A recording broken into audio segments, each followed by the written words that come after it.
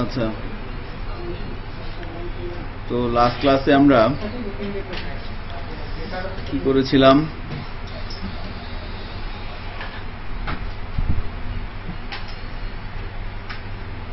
New folder, অর্ডারটা submit করা মনে হয় ইনস্ট্রাকশনগুলো লেখা বাকি ছিল, তাই না? টেবিল ক্রিয়েট হয়ে গেছিল আমাদের। ওকে, তাহলে আমরা যদি আমাদের সার্ভারে যাই, এখান থেকে যাব হচ্ছে Laravel 4। Laravel 4 এর মধ্যে এসে আমরা কার্টে যাচ্ছি। কার্ট ক্লাসে কোনো প্রোডাক্ট আছে? কোনো প্রোডাক্ট নেই।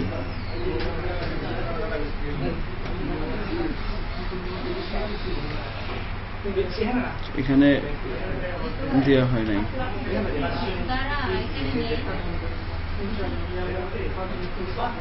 তো দেখেন, আমরা ওই যেটা করতেছিলাম লাস্ট ক্লাস, সেটা হচ্ছে কোনো একটা প্রোডাক্টের ডিটেলসে যাওয়া যাচ্ছিল। এখান থেকে প্রোডাক্টের কোয়ান্টিটি আমরা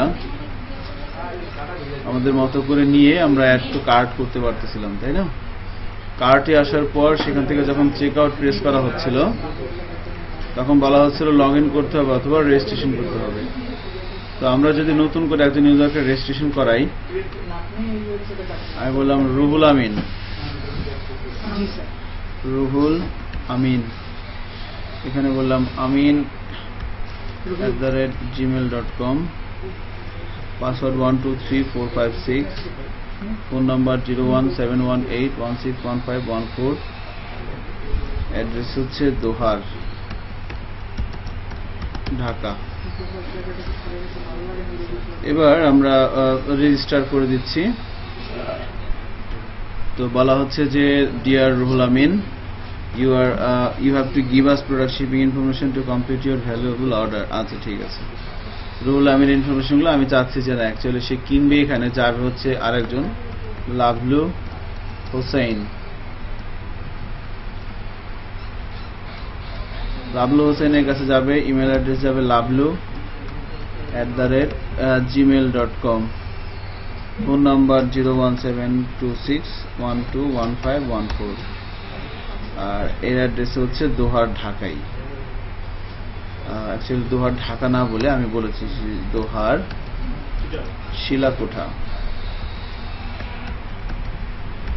শিলাকোঠা, এবার আমরা সেভ শিপিং ইনফরমেশন দিয়ে দিলাম। তো তার শিপিং ইনফরমেশনগুলো কমপ্লিট। এখন তার পেমেন্ট ইনফরমেশন চাচ্ছে আর কি। এখন এখান থেকে যে কোনো একটা পেমেন্ট মেথড সিলেক্ট করে আমরা যখন সাবমিটে ক্লিক করব, তখন অর্ডারটা সেভ হবে। অর্ডারটা সেভ হওয়ার পর তাকে একটা নোটিফিকেশন করব, বা তার একটা হোম পেজ থাকবে, সেখানে দেখাবে যে না, your order successfully post, please wait for admin approval. অর্ডারটা সেভ করার পর আমাদের যেটা করতে হবে সেটা হচ্ছে অ্যাডমিন প্যানেলে কিন্তু একটু কাজ বাকি আছে। যখন অর্ডার সেভ করা হচ্ছে, অ্যাডমিন প্যানেল থেকেও তো দেখতে হবে কয়টা অর্ডার করতেছে আমার। সো অর্ডারটা তুলে দেখতে হবে। সো অর্ডার সাবমিট করার জন্য কয়টা টেবিল লাগবে, কেন লাগবে, এই বিষয়গুলো আমরা লাস্ট ক্লাসে আলোচনা করেছি। তো আজকে আমরা জাস্ট ইনস্ট্রাকশন সেট করব, যার মাধ্যমে যখন এই একটা বাটনে প্রেস করবে, কয়টা টেবিলে ডাটা যাবে? 3টা। অর্ডার ডিটেলস, আরেকটা হচ্ছে কি, আরেকটা হচ্ছে আপনার পেমেন্ট, রাইট? হ্যাঁ। সো আমি কিছু কাজ করে নিচ্ছি এখানে।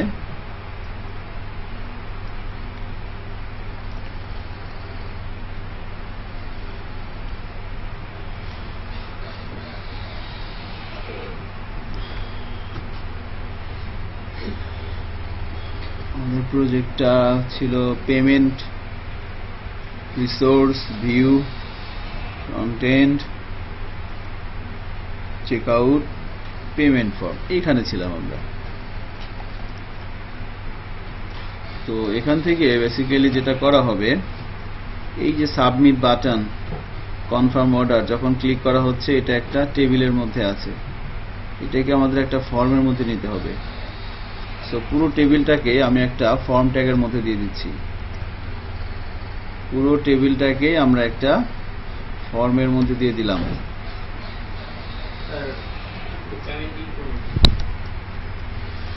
ওকে, পুরো টেবিলটাকে আমরা একটা ফর্মের মধ্যে দিয়ে দিলাম। এখানে থাকা হচ্ছে অ্যাকশন, থাকবে হচ্ছে মেথড। মেথড বলে দেওয়া হচ্ছে পোস্ট। আর যেহেতু আমরা ফ্রেমওয়ার্কের মধ্যে আছি, সো কি করতে হবে, কি জন্য লাগে ফিল্ডের নাম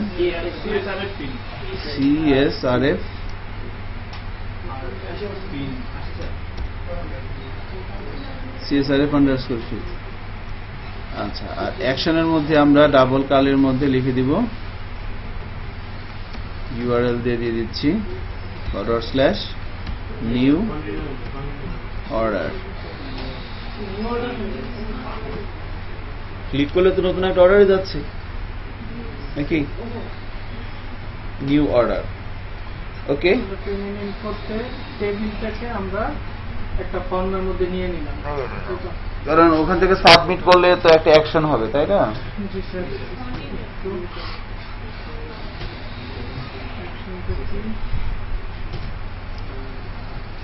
উফ, চিন্তা করতে করতে করতে টায়ার্ড হয়ে গেছে। দৈহিক পরিশ্রমের চাইতে মানসিক পরিশ্রমটা অনেক বেশি হার্ড। সারাদিন মাটি কাটা চাইতে আপনি 3 ঘন্টা যদি কোনো একটা বিষয় নিয়ে চিন্তা করেন, তাহলে মনে হয় আপনার বেশি পরিশ্রম হয়। স্যার দৈহিক হচ্ছে আপনার যে অংশটুকু দিয়ে কাজ করতেছেন ওই অংশতে প্রবলেম, আর মানসিক হইলে স্যার এটা তো বাচ্চা চিন্তা।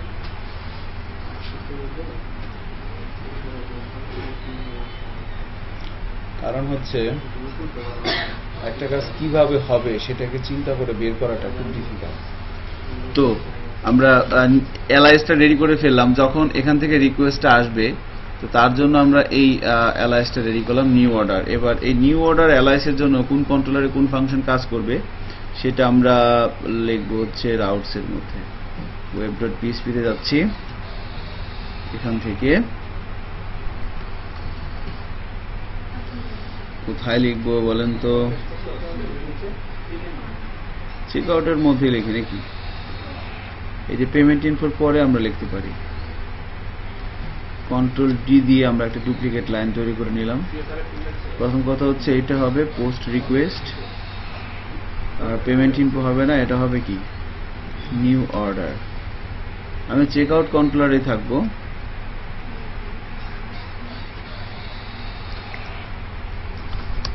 এখানে এসে বলবো যে হ্যাঁ save order, save order info, এটা হচ্ছে আমার মেথড।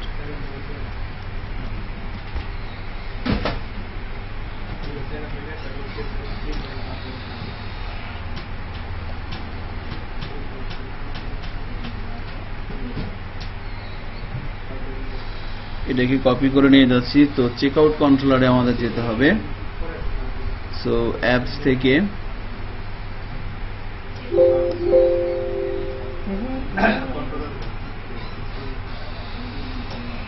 কি ব্যাপার,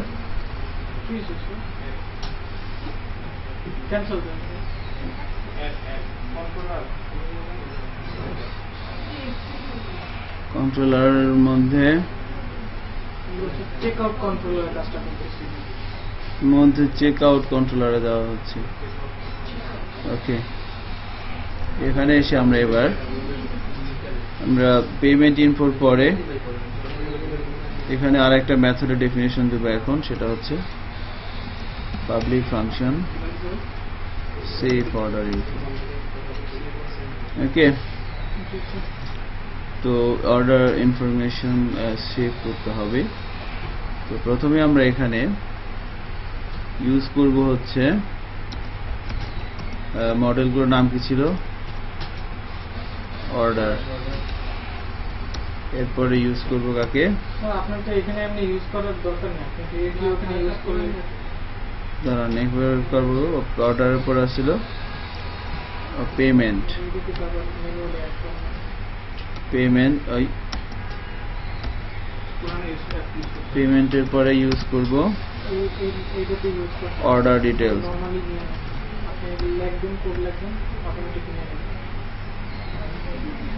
ঠিক আছে, লিখে দেন।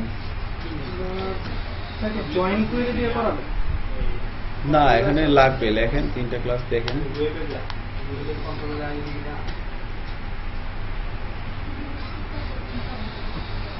দোয়া করেন যেন কাজটা এক্সটেন্সিভ হয়, ও স্যার, ওই যে না হলে শেষ, সিস্টেম ক্র্যাশ। একটা বাটনে ট্রিগার চাপ দিবেন, 3টে টেবিলে ডাটা যাবে। আপনার ফর্ম থেকে ডাটা আসছে কয়টা বলেন তো? যখন এখানে চাপ দিবেন, ইউজার কি কি দিচ্ছে? শুধু দিচ্ছে পেমেন্ট টাইপ, আর বাকি কোনো ডাটা ফর্মের মধ্যে ঠিক আসতেছে? আপনার 3টে টেবিলে ডাটা যাবে। বুঝতে পারতেছেন দেশের অবস্থা? তাহলে এবার চলেন দেখি কি করা যায়। তো সেভ অর্ডার ইনফোর মধ্যে এসে আমরা প্রথমে লোড করব কাকে? রিকোয়েস্ট।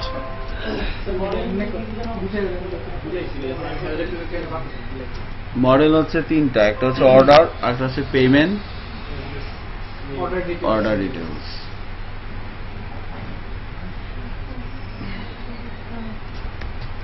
রিটার্ন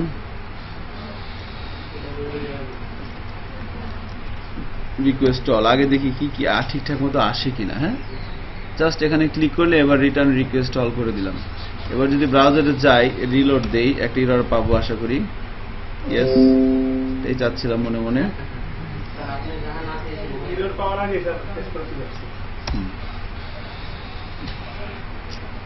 কার্টে যাই, কার্টে যাওয়ার পর চেক আউটে প্রেস করি। ওই যে কিছু ভ্যালিডেশন দিছিলাম তাই না? শো কার্টের মধ্যে কোথায় নিয়ে আসছে? পেমেন্টে।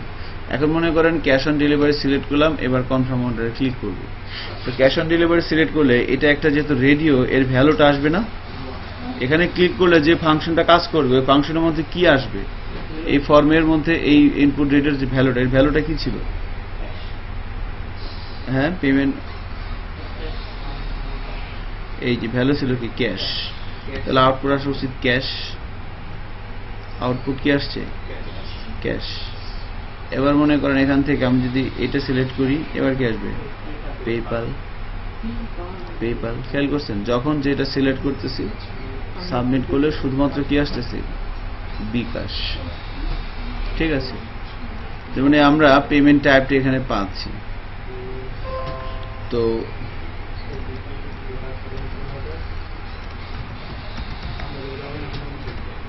পেমেন্ট টাইপ নামে একটা ভেরিয়েবল ইনিশিয়ালাইজ করলাম। রিকোয়েস্ট,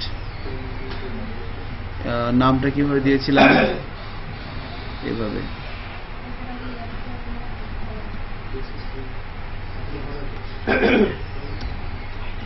ইফ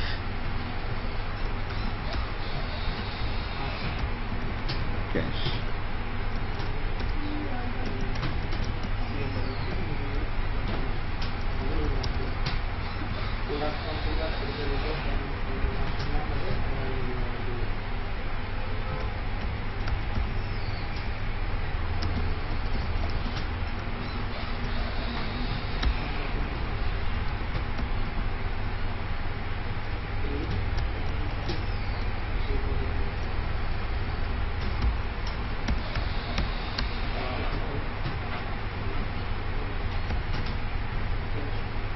চল এখান থেকে আমরা ভ্যালুগুলোকে কপি করে দিই। ক্যাশ, পেপাল,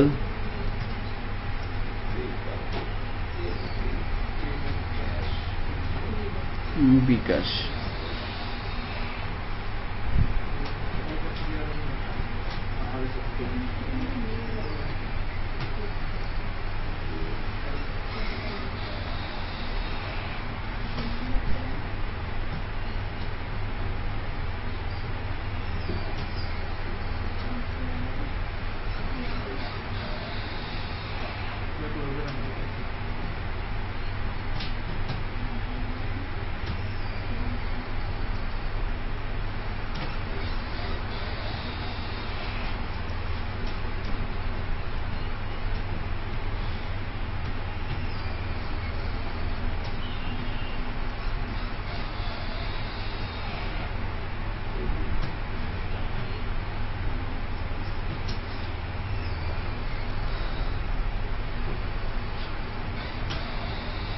হ্যাঁ হ্যাঁ, খাওয়া দাওয়া করছে? কি ভাত খাও, আর হচ্ছে লেবু আছে না? থাক, হ্যাঁ ওই লেবু পায়ের তালের মধ্যে দিলে হবে, ঠিক আছে, কেটে তারপরে হ্যাঁ ওকে, আল্লাহ হাফিজ, রাত 12টার সময়, ওকে আল্লাহ হাফিজ।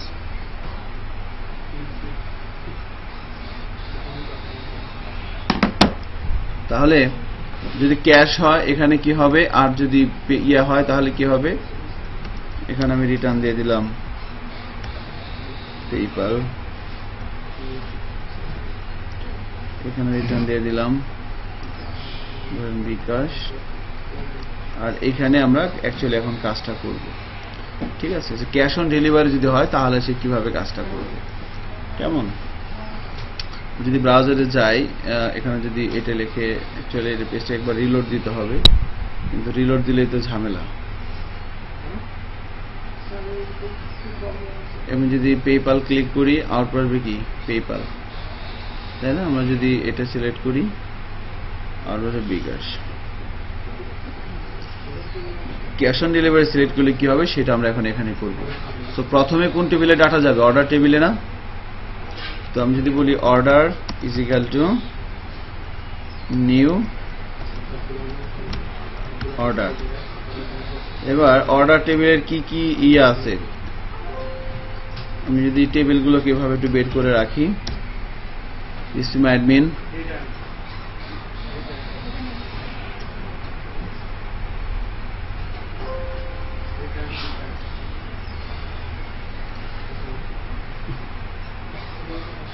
এটা হচ্ছে অর্ডার, এটা হচ্ছে অর্ডার ডিটেলস, আচ্ছা দেখেন অর্ডার টেবিলের মধ্যে কি কি কলাম আছে ডাটা দিব দেখে নিচ্ছি। এটা হচ্ছে পেমেন্ট টেবিলের অর্ডার ডিটেলস টেবিলে যাবো বেসিক্যালি আমরা এখান থেকে, ডাটাবেজে গিয়ে দেখেন অর্ডার ডিটেলস টেবিলের মধ্যে বা পেমেন্টে যাই এখানে আমরা থেকে,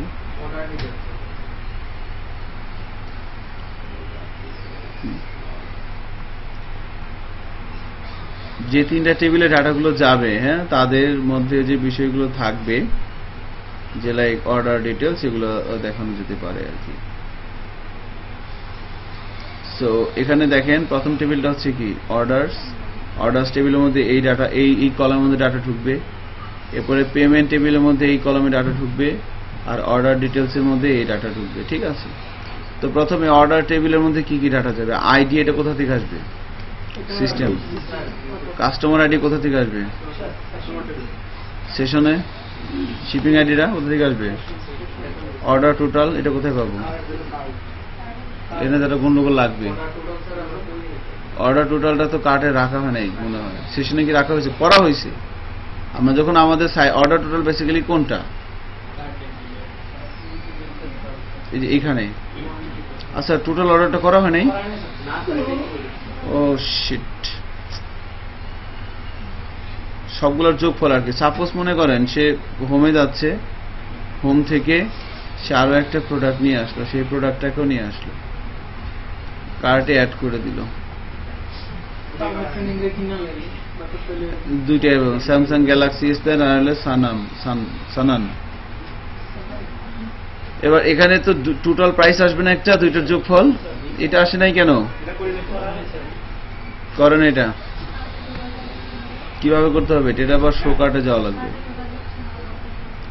তো শো কার্ট ভিউতে যাচ্ছি, কার্টের মধ্যে শো কার্ট কন্টেন্টে যাওয়া হচ্ছে, এখানে ওই বিষয়টা আছে, এখানে এটা কিভাবে করা যেতে পারে একটু বলেন।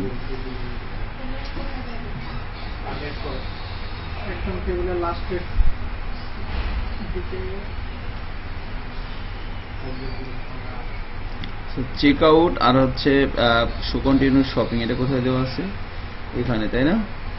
আমরা একটা কাজ করি, সেটা হচ্ছে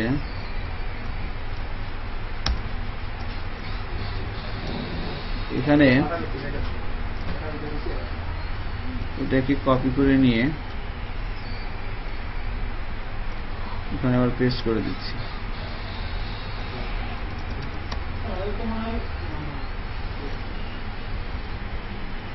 ওকে। আর এখানে আমরা কিছু কাজ করবো, ওই ইয়াটা ওই চেক আউট, এটা কপি করলাম। এখানে এসে আমরা একটু কাজ করে দেখি হয় কিনা। এখানে যদি ভাই বলি div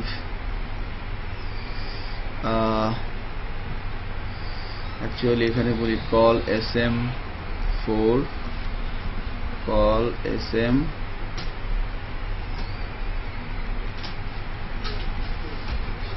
offset 4। এবার div এর মধ্যে এসে আমরা একটা ক্লাস কল করলাম well। এখানে এসে আমরা বলে দিলাম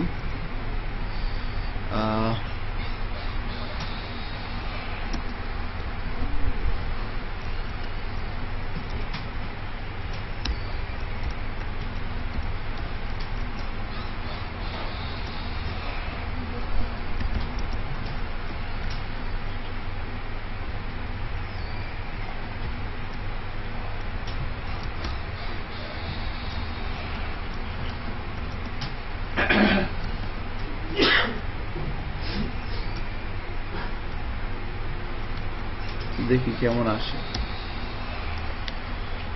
এইরকম আসছে, টোটাল প্রাইস এত টাকা। কিছু তো দেখি না আমি, পুরাই তো করতেই পারতাম। এখান থেকে তো করা যেত। কল অফসেট দিয়ে দিলাম 8, তাহলে কই যাবে?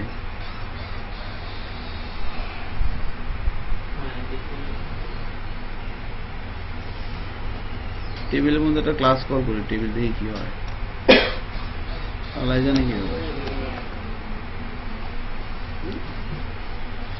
চলবে নাকি পুরো টেবিল। স্যার এটা তো নরমাল রেট হয়ে গেছে।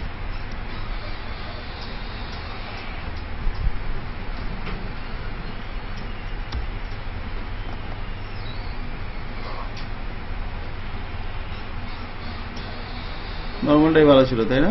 জি স্যার। থাক, ডিজাইন ঠিক করে নিয়ে টোটাল প্রাইস আসছে এরকম, তাই না? এখন এই জায়গাটা একটা ভ্যালিড ডাটা আসতে হবে, সবগুলো যোগ করে যোগফল এখানে কিভাবে নিয়ে আসতে পারে। তার জন্য যেটা করা যেতে পারে সেটা হচ্ছে এখানে একটা ওই যে ধারার যোগফল পড়ছিলেন, ধারার যোগফল 1 থেকে 10 পর্যন্ত, স্টার্টিং নাম্বার এন্ডিং নাম্বার সবগুলোর যোগফল করবে। এর জন্য কি করতে হয়, একটা ভেরিয়েবল নিতে হয়, তারপর ওটার সাথে এক করে যোগ করে দেওয়া লাগে, তাই না নাকি? ওই কাজটা আমরা কিভাবে করতে পারি? স্যার আমরা আপডেট দিচ্ছি। এই যে ব্যাট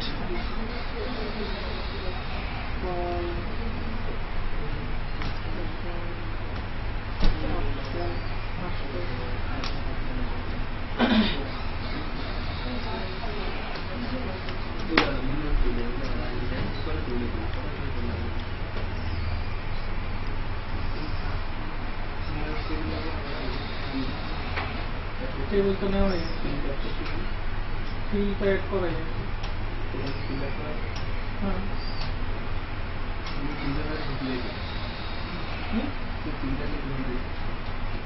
এখন পর্যন্ত কিছুই তো পাস করেনি ভাই।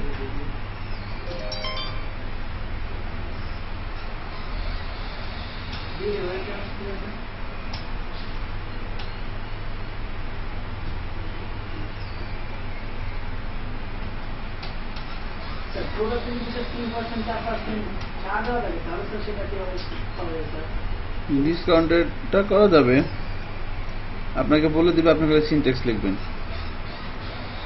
কিভাবে করতে হবে। ওটার জন্য একটা টেবিল তৈরি করতে হয়, যে টেবিল থেকে কুপন জেনারেট করে। কুপন অনেকভাবে করা যায়। ওই কুপন আপনাকে দিয়ে দিবে, বা রেজিস্ট্রেশন করার সাথে সাথে ওই কুপন টেবিল থেকে একটা কুপন নিয়ে তাকে পাঠিয়ে দিবে যে আপনি যদি রেজিস্ট্রেশন করেন, প্রথম রেজিস্ট্রেশন করলে প্রত্যেকটা শপিংয়ে আপনার 10% করে ফ্রি। তাহলে একটা কুপন জেনারেট করে তাকে দিয়ে দিবেন, ঠিক আছে? এবার সে যখন এখানে করবে, এখানে একটা অপশন রাখতে হবে যে ইন্টারিয়র কুপন। কুপন দিয়ে সাবমিট দিবে। সাবমিট দেওয়ার পর আপনি চেক করবেন কুপনটা ভ্যালিড কিনা। যদি ভ্যালিড থাকে, ওই কুপনের এগেনস্টে কত টাকা ডিসকাউন্ট দেওয়ার কথা আগেই তো ভিতরে সেট করা থাকবে। ওভাবে মাইনাস করে দিয়ে এখানে টোটাল অ্যামাউন্টটা বসিয়ে দিবেন। আর যদি ডিরেক্ট কেউ ডিসকাউন্ট বসাতে দিতে তাহলে এখানে একটা বক্স রেখে দিবেন, এখানে একটা থাকবে যে ডিসকাউন্ট, ইন্টার দিলে টোটাল মাইনাস এখানে চলে যাবে। এটা একদম সহজ। সো এটা নিয়ে টেনশন করার দরকার নাই, বাট চিন্তা ভাবনা যে করতে পারছেন এটাই খুব বড় ব্যাপার। এখন ঘটনা হচ্ছে আমরা যেভাবে করলাম, এখন এখানে একটা ভ্যালিড ডাটা আমাকে নিয়ে আসতে হবে।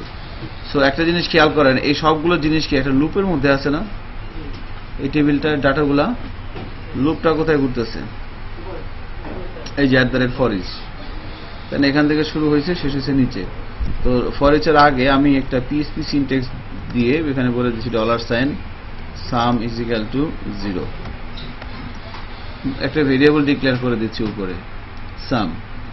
এবার যখন ফর ইচটা শেষ হচ্ছে এই যে এখানে এসে আমি একটা PHP সিনট্যাক্সের মধ্যে বলে দিচ্ছি যে sum is equal to sum plus, actually এখানে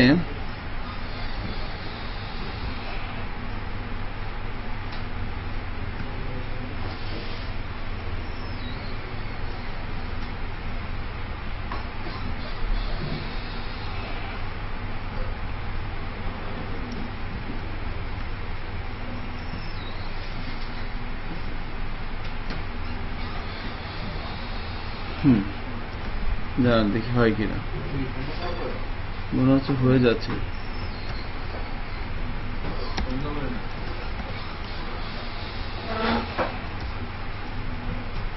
দেখেন তো যোগফল ঠিক আছে কিনা, ঠিক আছে না? কোয়ান্টিটি মনে করেন এটা কমায় দেই, একটা দিলাম,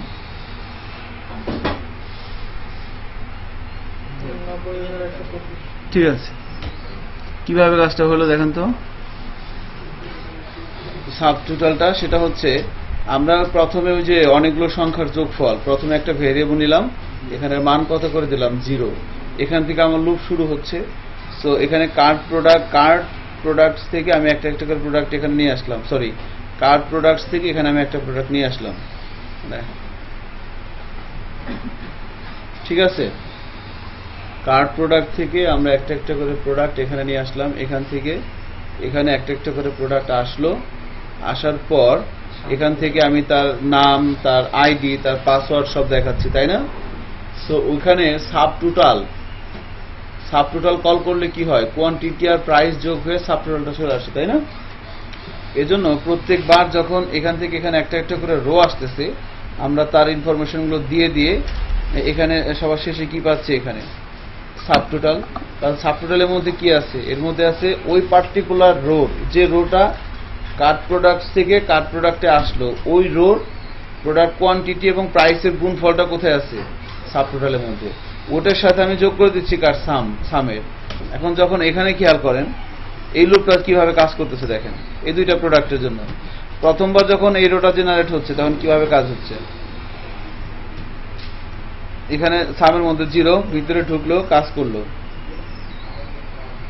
এটার মধ্যে কত আছে বলেন তো, এটার মধ্যে কত আছে 125, আর এটার মধ্যে কত আছে, তাহলে 0 প্লাস 125 সমান সমান কত 125, সেটা কোথায় থাকবে, সামের মধ্যে। প্রিন্ট করা শেষ, এবার সে কোথায় যাবে, এখানে যাবে, ওখান থেকে করে যাবে, আবার এখান থেকে আবার আরেকটা রো আসবে, দ্বিতীয় রোটা আসলো, এখানে সব কিছু দিয়ে দিল, দিয়ে দেওয়ার পর প্রোডাক্ট কোয়ান্টিটি করে এবার এখানে কত আছে 9000, 90000, আর এই সামের মধ্যে কত আছে 125। এবার এই দুইটার যোগ করে যোগফলটা কোথায় থাকবে, এভাবে যতগুলো রো আসুক একটা একটা করে যোগ করে যোগফলটা কোথায় থাকবে, এখানে থাকবে, তাই না? এবং ফাইনালি সেটা আমি কোথায়, এখানে দেখাই দিচ্ছি। এবং শুধু দেখাইলেই হবে না, এটাকে কি করতে হবে, এটাকে যদি আমি, এটাকে আমার লাগবে না এখানে পেমেন্ট ইনফরমেশন দেওয়ার সময় সেশনে রাখতে হবে। সেশনে যেন কিভাবে রাখে ভুলে গেছি, বলেন তো?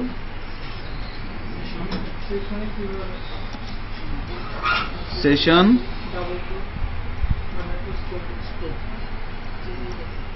পুট,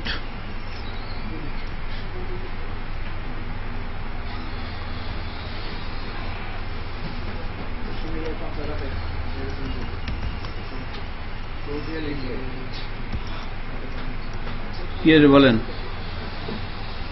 জুনায়েদ হক কি লিখবে এখানে বলেন?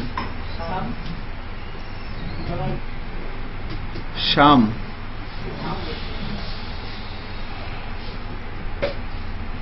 কি ব্যাপার এরকম আসতেছে কেন?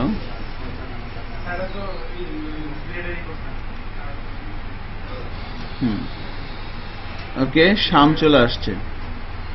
তাহলে এবার এই সাম, এই ভ্যালুটা এই ইন্ডেক্সের সেশনে সেট হয়ে যাবে না? সেট হয়ে যাবে। নাইস। তো এবার আমরা এই চেক আউট কন্ট্রোলার এসে কাজ করব। তো এখানে এসে প্রথমে আমাদের দেখেন এই কাজটা করলাম কেন, কারণ আমি অর্ডার টেবিল ডাটা দিব। সো এইটা এবার অর্ডার টেবিলটা কোথায় আছে সেশনে, তারপরে অর্ডার স্ট্যাটাসটা কোথায় আছে বলেন?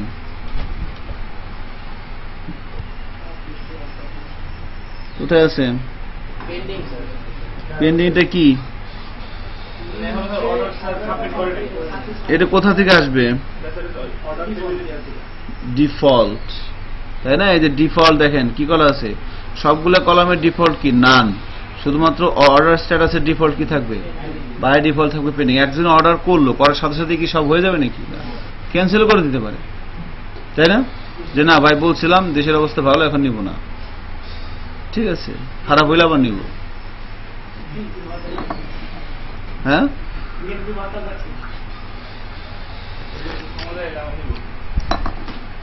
না মনে করেন সামনে 5 জানুয়ারি নির্বাচনে গন্ডগোল হতে পারে, এখন এই মনে করে কেউ চিন্তা করলে একবারে 5 বস্তা চাল কিনা রাখবে। তো দেখলো যে না, হঠাৎ করে সব ভালো হয়ে গেছে, কোনো গন্ডগোল লাগবে না, তখন যে ভাই অর্ডার ক্যান্সেল, 5 বস্তা চাল লাগবে না, 1 বস্তায় দেন, এরকম হতে পারে না? আচ্ছা, তাহলে অর্ডার স্ট্যাটাসটা পেন্ডিং থাকবে বাই ডিফল্ট।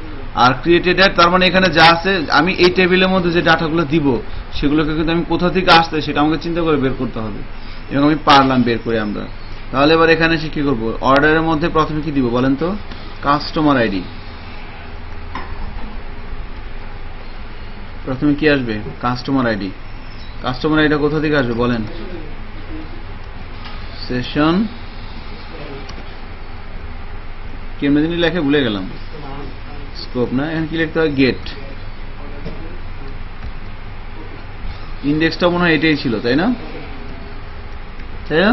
কাস্টমার যখন রেজিস্ট্রেশন করছে তার আইডিটা আমরা কোথায় রাখছিলাম? সেশনে, এই জন্য। এবার কি আসবে? Shipping ID. শিপিং আইডিটা কোথায় আসে? সেশন।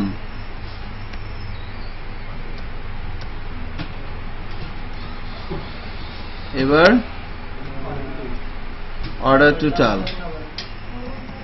অর্ডার টোটালটা কোথায় আছে? এটাও সেশনে আছে। অর্ডার টোটালের পরে কি আছে? অর্ডার স্ট্যাটাসটা কি লাগবে? লাগবে না, এটা তো ডিফল্ট দেওয়াই আছে। সমারে 3টে ফিল্ড হলেই হয় না? ফাইনালি আমি কি করব? অর্ডারটা শেপ করব, শেপ। অর্ডারটা শেপ করলাম। শেপ করার পর আর কি করব? এখন আমাকে পেমেন্ট টেবিলে ডাটা দিতে হবে না? সো যখনই এবার এখান থেকে সে ক্লিক করবে, চেক আউটে যাচ্ছে, তাকে পেমেন্ট পেজে নিয়ে আসা হচ্ছে, কারণ সিস্টেমে তার সকল ইনফরমেশন আছে। ইন্না লিল্লাহি ওয়া ইন্না ইলাইহি রাজিউন। কি আসতেছে?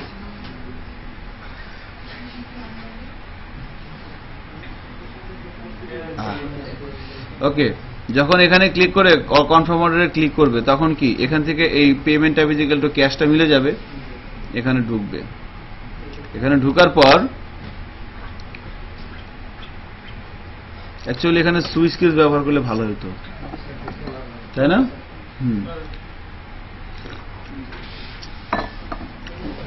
এখানে সুইচ কেস,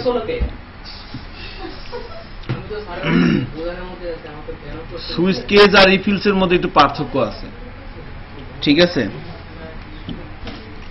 তাহলে এখানে ক্লিক করলে যখন এই কন্ডিশন ট্রু হয়ে যাবে, তখন এতটুকু ইনস্ট্রাকশনের মাধ্যমে কি হবে? অর্ডার টেবিলে ডাটা চলে যাবে, তাই না? অর্ডার টেবিলে ডাটা চলে গেলে এখন আমাকে কি করতে হবে? এখন দিতে হবে পেমেন্ট টেবিলে। সো পেমেন্ট টেবিলে কি কি লাগবে? আইডি, এটা কোথায় পাবো? সিস্টেম। অর্ডার আইডি কোথায় পাবো? এই মাত্র যে অর্ডারটা সেভ হচ্ছে ওর আইডিটা এখানে ঢুকবে না? এই মাত্র যে অর্ডারটা সেভ হচ্ছে, তো এই জন্য কি করতে হবে? তো আমরা যদি এখানে বলি এভাবে, সেশন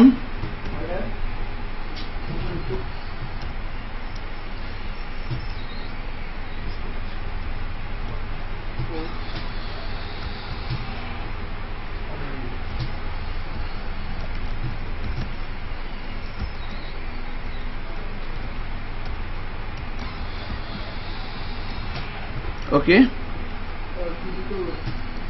কি করবে এই ভদ্রলোক? অর্ডার এই আইডি অ্যাট্রিবিউটটা কি করবে? ওই রোর আইডিটা যে রোতে ইনসার্ট হচ্ছে তার আইডিটা রিটার্ন করবে। বিকজ পেমেন্ট টেবিল এবং অর্ডার ডিটেলস টেবিলে যে ডাটাগুলো ঢুকবে সেগুলো কি এই অর্ডার এগেনস্টেই না নাকি? এজন্য তার আইডিটা নিয়ে আমি সেশনে পুট করে দিলাম। এবার আমি যদি এভাবে বলি payment is equal to new payment,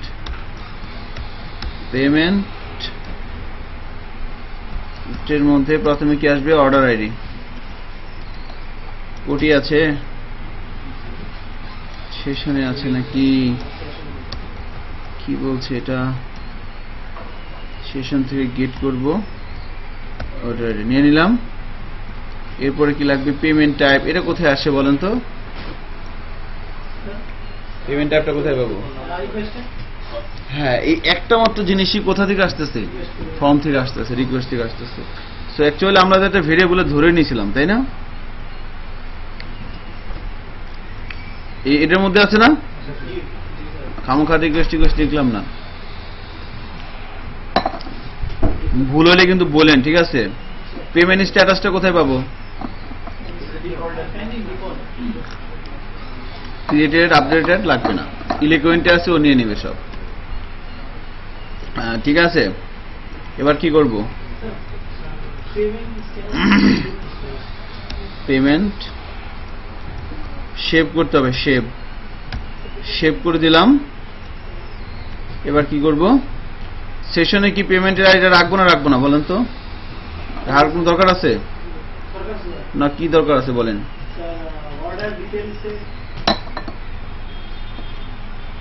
order details.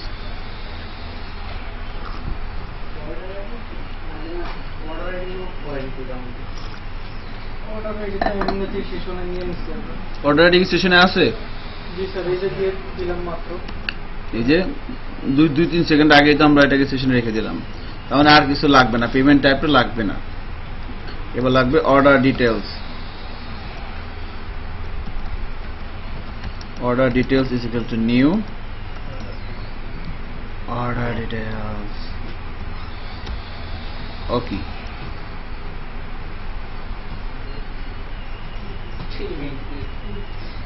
ছোট ছোট হাতের ও হবে।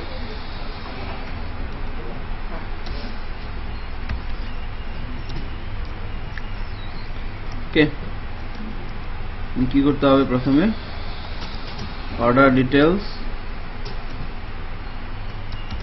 প্রথম রোটার নাম কি? Order ID. কোটি পাবো?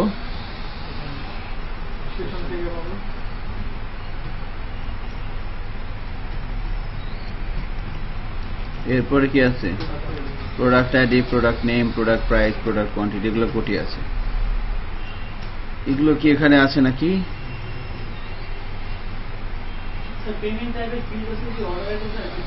হয়। ও সরি, ধন্যবাদ। এই প্রথম আপনি একটা ভালো কাজ করলেন। না, এর আগেও করছেন, বুঝতে পারতেছেন? বিশাল একটা সর্বনাশ হয়ে যেত। বিশাল না, এটা কোনো ব্যাপারই না। তারপরে আপনাকে ধন্যবাদ।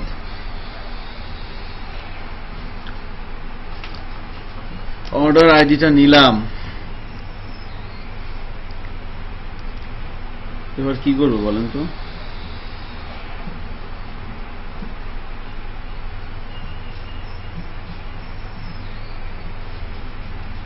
নেওয়ার পর এবার আমাকে কি করতে হবে বলেন? কার্ট কন্টেন্টে যাওয়া লাগবে, তাই না? নাকি?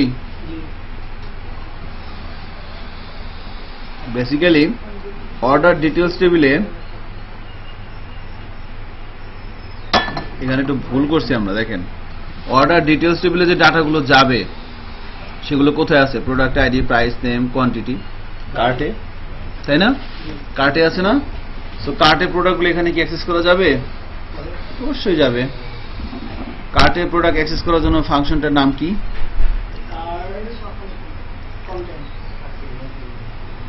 কন্ট্রোলার কোথায়? Cart controller. এই যে কার্ড কন্ট্রোলারের মধ্যে এই যেটা, তাই না?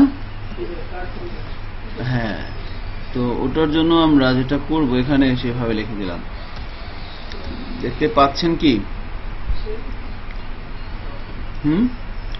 Card products. এবার এখানে এসে বলবো যে আমরা ফর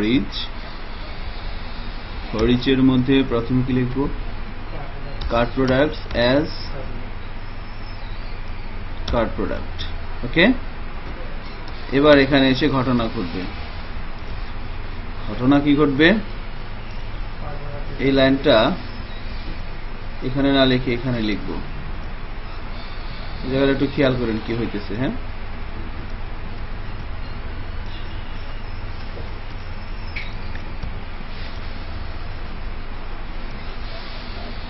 বললাম না।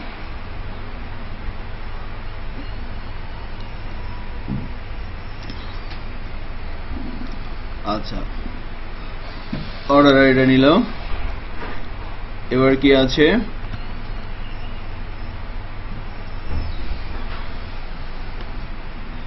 প্রোডাক্ট আইডি,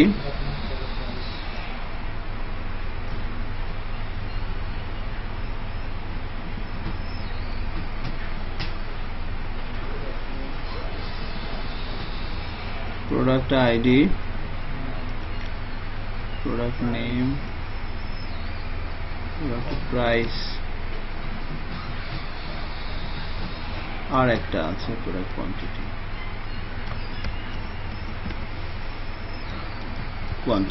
তাই না? এবার বলেন তো কোথা থেকে আসবে ডাটাগুলো? এটা কোথা থেকে আসবে? আইডিটা কোথা থেকে আসবে? এই যে এখান থেকে। কার্ড প্রোডাক্ট আইডি দিয়ে কি ছিল আলাই জানে, শুধু আইডি মনে হবে না, কারণ আমরা কার্ড কন্টেন্টের মধ্যে প্রোডাক্টের আইডি না কি কি নামে রাখছিলাম সেটাও আশা করি ভুলে গেছেন। ধন্যবাদ ভুলে যাওয়ার জন্য। এই যে আইডি, নেম, প্রাইস, কোয়ান্টিটি, শুধু আইডি, তাই না? আর নেমের জন্য কি হবে এখানে?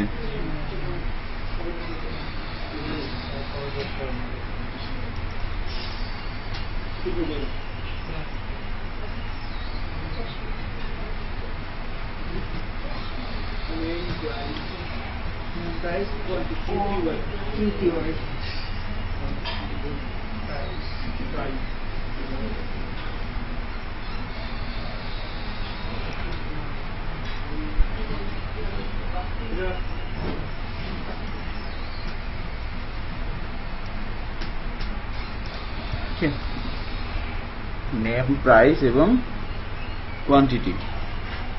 এখানে এসে আমরা যে কাজটা করতে পারি এখন সেটা হচ্ছে যে কি করবো বলেন?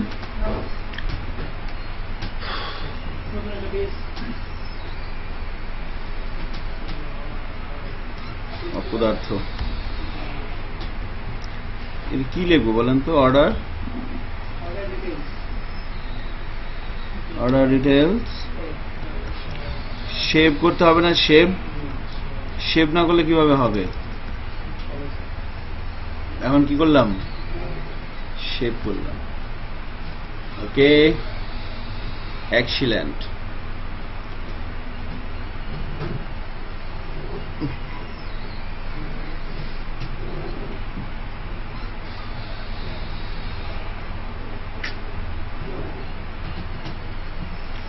শুধু আপনার একটা কি যে প্রবলেমটা হচ্ছে আর কি এখন আপনার সাথে। চলেন সবাই 10 মিনিট ঘুমাই। জি স্যার, চিন্তা করেন। আর আজ থেকে আমি ঘুমাইনি, আজ থেকে আমি এখন পর্যন্ত ঘুমাইনি।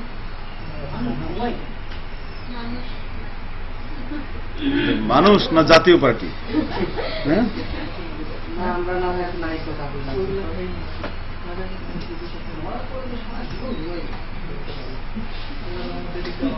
কি কয়?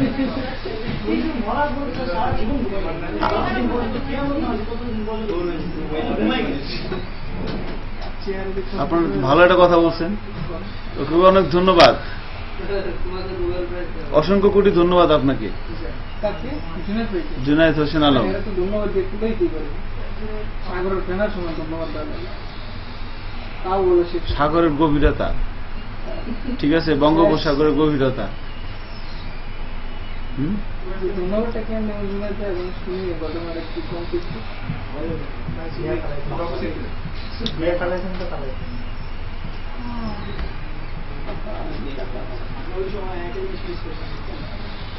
আচ্ছা তাহলে দেখেন, ID name price quantity save করে দিলাম। সেভ করার পর যখন সেখানে আসবে তখন আমাকে কি করতে হবে, তখন আমরা তাকে রিটার্ন করে দিব রিডিরেক্টের মধ্যে। হ্যাঁ, কাস্টমার ওম শান্তি ওম, খালি ঘুমিয়ে আসলে যার যেটা দরকার।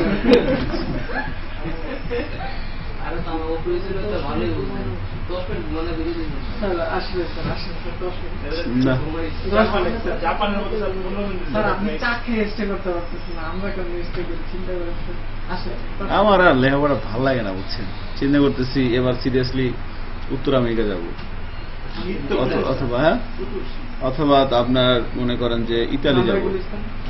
ইতালি যাব, হ্যাঁ ধামরাই গুলিস্তান, ইতালি ইতালি যাব, একটা হোটেলে যাব, কাজ করবো, থালা বাসন মাজবো, শেষ। প্রতি মাসে 2 লাখ টাকা আবার ঠিক আছে, 8 ঘন্টা ডিউটি। হ্যাঁ আপনি কি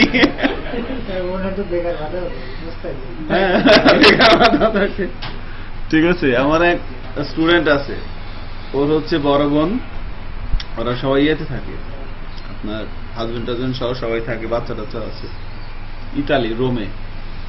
তো ওর সাথে আমার দেখা হইলে বলে আপনি আমার ভিসা কবে দিচ্ছেন, আপনার বোনরে বলেন আমি তাহলে চলে যাবো বিদেশে থাকবো।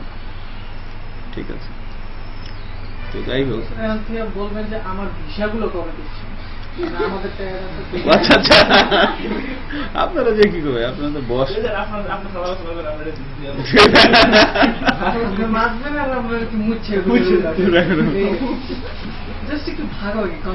কন্ট্রিবিউশন। হ্যাঁ না আসলেই একটা ব্যাপার থাকে আর কি। ঠিক আছে, ওকে।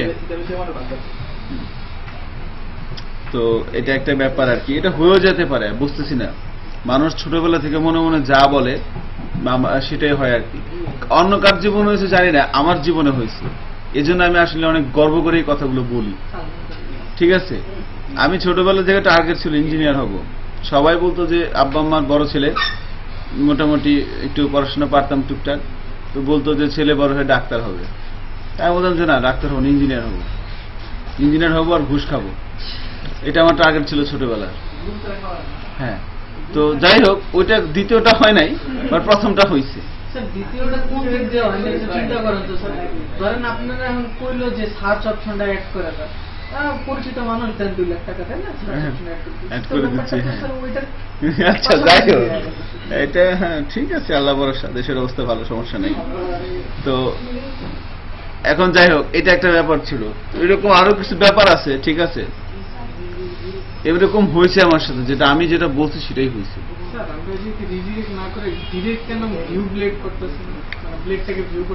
ডিরেক্ট ব্লেডকে এখান থেকে ভিউ যদি করি, তাহলে সেটা তো আর এমবিসি হলো না, এখানে এলআইএস এর মাধ্যমে যাবে, এলআইএস ধরে ধরে রিডিরেক্ট করতে হবে। আমি এখান থেকে রাউট থেকে, হ্যাঁ কন্ট্রোলার ফাংশন লোডে, তারপরে কন্ট্রোলার ফাংশন থেকে ভিউ লোড হবে কোথা থেকে, কন্ট্রোলার ক্লাস থেকে। তো এটা যদিও একটা কন্ট্রোলার ক্লাস, বা তারপর এখান থেকে হ্যাঁ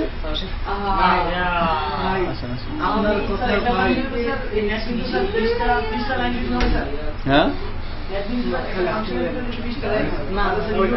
হ্যাঁ হ্যাঁ, এই জন্য কি করবেন, আমি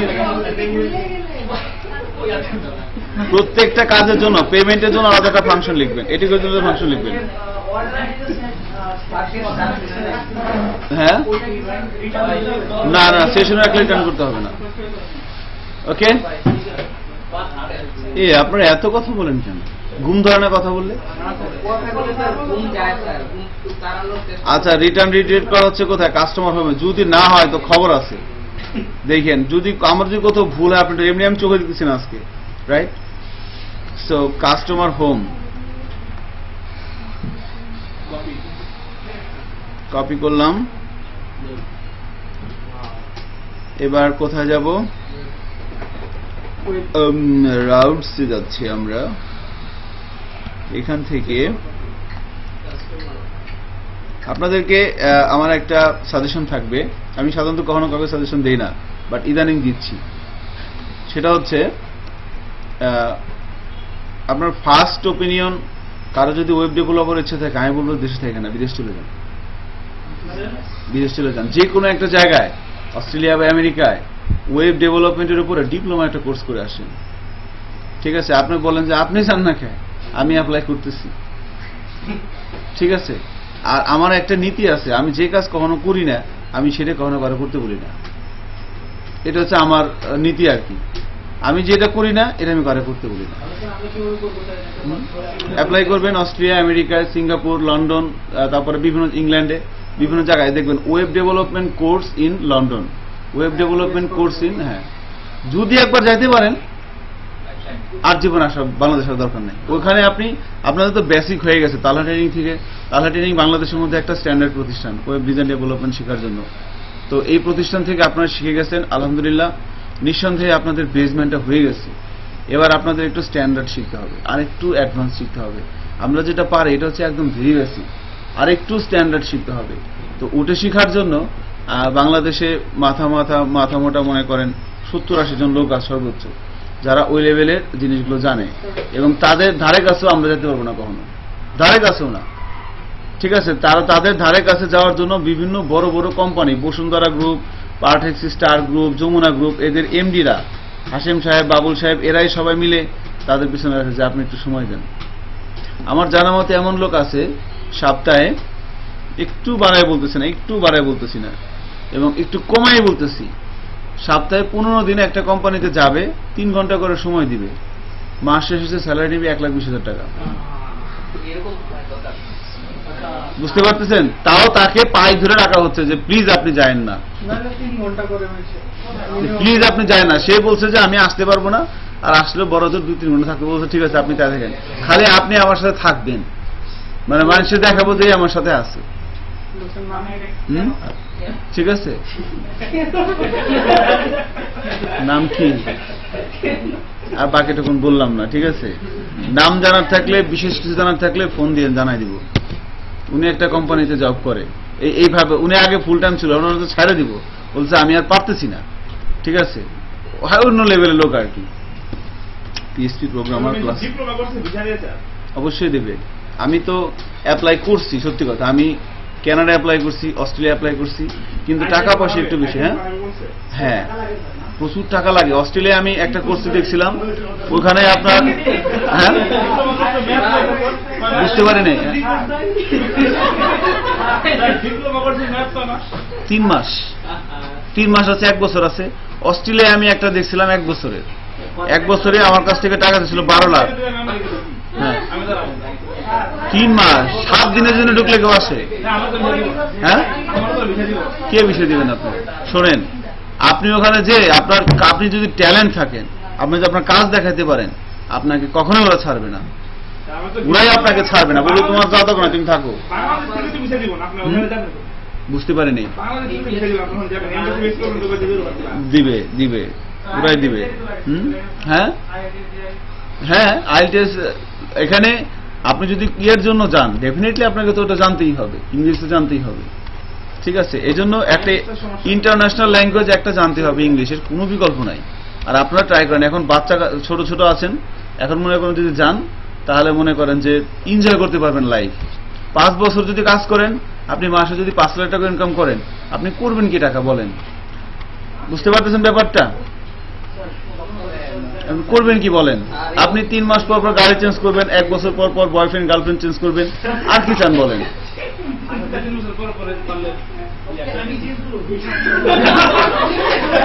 বলেন।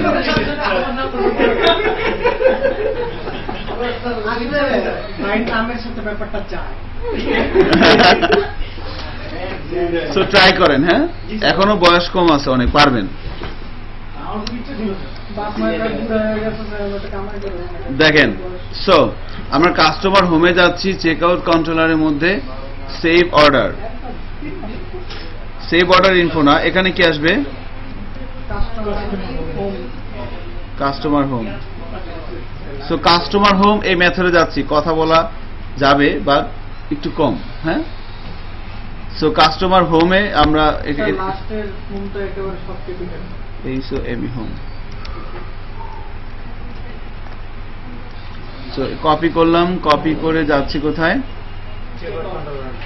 আরে রাউটস যেতে হবে না প্রথমে, এটা গেট হবে। ধন্যবাদ। হ্যাঁ, জুনায়েদ না থাকলে তো আমাদের চলতোই না। আপনারা জুনায়েদের সাথে এরকম করেন নাকি? চেক আউট কন্ট্রোলারে যাচ্ছি। এখানে কিন্তু নতুন কন্ট্রোলার বানিয়ে নিতে হবে আপনাদের, ঠিক আছে? আমি আর এখন আর পারতেছি না, বুঝতে পারতেছেন? আমি এটা শেষে অবশ্যই আপনি কাস্টমার কি চেক আউট কন্ট্রোলার রাখবেন? আর দরকার আর কিচ্ছু করবো না, বহুত কিছু বুঝছি। কোন একটা প্রজেক্ট তৈরি করার আগে আগে আপনার তৈরি করতে হয়, কতগুলো কন্ট্রোলার হবে, কন্ট্রোলারের মধ্যে কি কি ফাংশন থাকবে, কোন ফাংশনে কি কি প্যারামিটার থাকবে, কি কি প্রপার্টি থাকবে, ক্লাসের মধ্যে কি কি মেথড থাকবে, সব আগে লিখতে হয়, ঠিক আছে? আপনারা আর একটা জিনিস পড়তে পারেন, অ্যাজাইল মেথড। সফটওয়্যার ডেভেলপমেন্টের অনেকগুলো মেথড আছে, এর মধ্যে একটা মেথড হচ্ছে অ্যাজাইল মেথড। অ্যাজাইল মেথডটাই মানে রিকমেন্ডেড করে আর কি, যারা ভালো তারা ফলো করার। যদিও এটা বাংলাদেশের কোম্পানিগুলো ফলো করে না। আমার কাছে কথা হচ্ছে কেউ করে না, আমি করব, কোনো সমস্যা আছে? আপনি করেন। আপনি যে কোম্পানিতে চাকরি করেন সেই কোম্পানি কাজ করবেন, সেই কোম্পানির লোকজন করে না, ওকে ফাইন করা করলো। আপনি তো নিজেও কিছু না কিছু করবেন। আপনি যদি নিজে কোনো কিছু না করেন, আপনি যদি কোম্পানির উপর ডিপেন্ডেন্ট থাকেন, তাহলে আপনি কোনোদিনই জীবনে কিছু করতে পারবেন না। দেখেন, হাও বহুত অ্যাডভাইস দিছি, আর দিব না। এই কথাগুলো আর কদিন পর পয়সা দিয়ে টিকিট কেটে শুনবেন। ঘটনা হচ্ছে, এখানে আসেন, পাবলিক ফাংশন কাস্টমার হোম।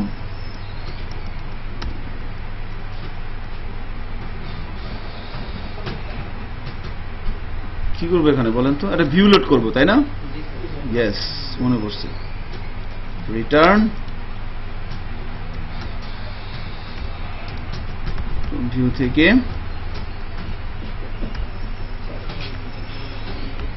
আরে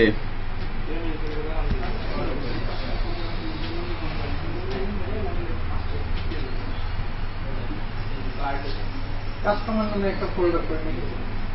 করে আর কি করবেন? আমি তো চাইছিলাম চেকআউটের মধ্যে বসা দিতে, ঠিক আছে? কাস্টমার তারপরে তো অনেক অর্গানাইজ ভাবে আপনাদের প্রজেক্টটা করে দিচ্ছি, ঠিক আছে?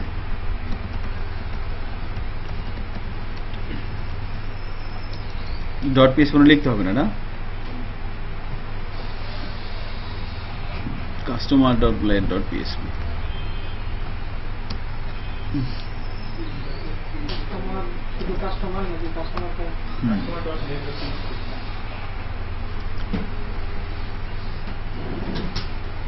customer.blade.php। তো এবার এখানে এসে আমরা কি করব বলেন তো, বুঝতে পারতেছি না। তো চেক আউট পেমেন্ট ব্লেডের মধ্যে যা আছে সব কপি করেন, পেমেন্ট ব্লেডের মধ্যে যা আছে কপি করে কাস্টমার ব্লেডের মধ্যে পেস্ট করেন। এবারে মাঝখানে সেকশনে যা আছে সব মুছে দিই। ইনফ্যাক্ট এক জায়গায় করলেই হলো, করেন। এই যে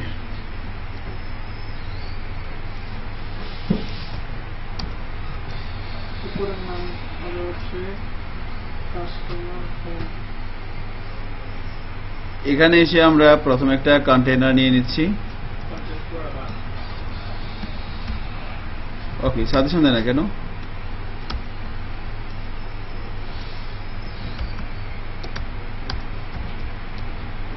না, তো বহুত খারাপ।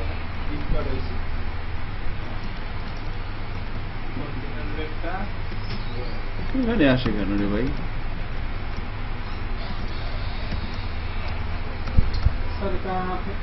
এইচআর এর সাথে মনে হয় দুটো অর্গানাইজ হয়ে গেছে মেবি।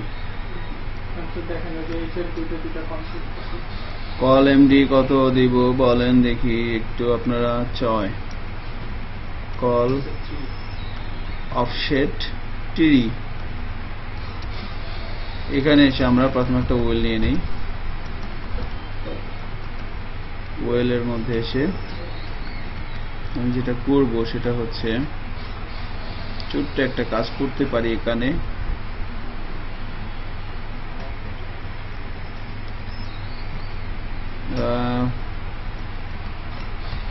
এসে আমরা যে কাজটা করব, প্রথমে ডিআর অমুক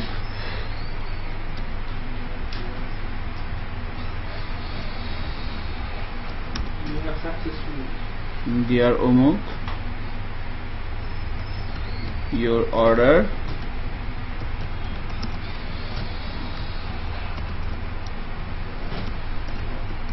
successfully post.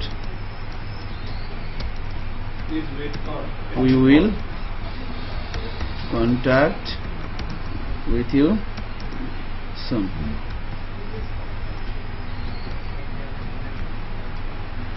Okay.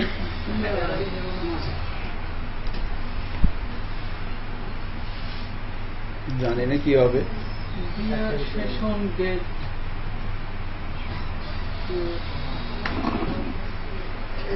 কাস্টমারের নাম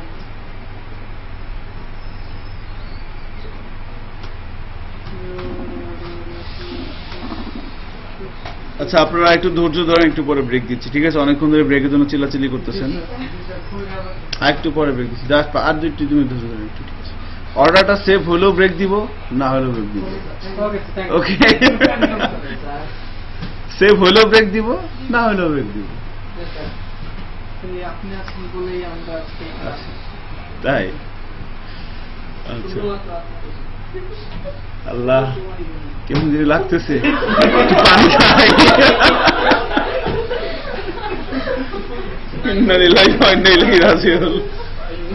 একটু পানি খাই।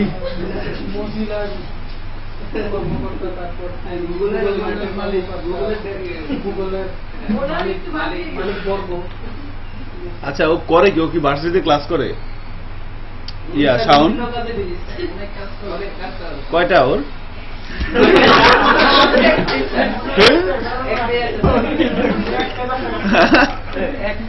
তাইলে এত সমস্যা কি? 3-4টা হলে না কথা ছিল। হ্যাঁ, ঠিক আছে, তাহলে তো হলো না। আচ্ছা, দেখেন, ওকে, আচ্ছা দেখেন, তাহলে আমরা এখন কি করব দেখেন। এই কথা বলেন না, দেখেন কি হবে এখন আল্লাহ জানে। আমরা যদি এবার হোমে যাই, হোম থেকে কার্টে যাচ্ছি, কার্ট থেকে চেক আউটে প্রেস করতেছি, প্রেস করে ধরেন ক্যাশ অন ডেলিভারিতে একটু খেয়াল করেন। হ্যাঁ, লাস্ট যদি এখানে কনফার্ম অর্ডারে ক্লিক করি তাহলে কি হচ্ছে?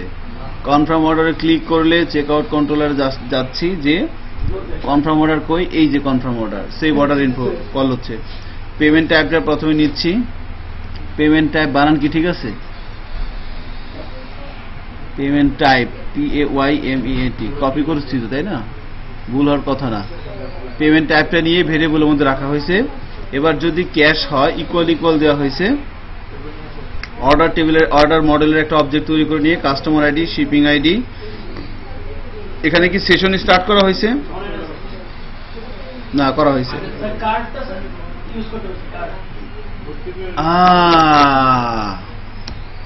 ইউজ করতে হবে কাকে? দেখছেন, ঘুরে ফিরে সেই জুনায়েদ। তাহলে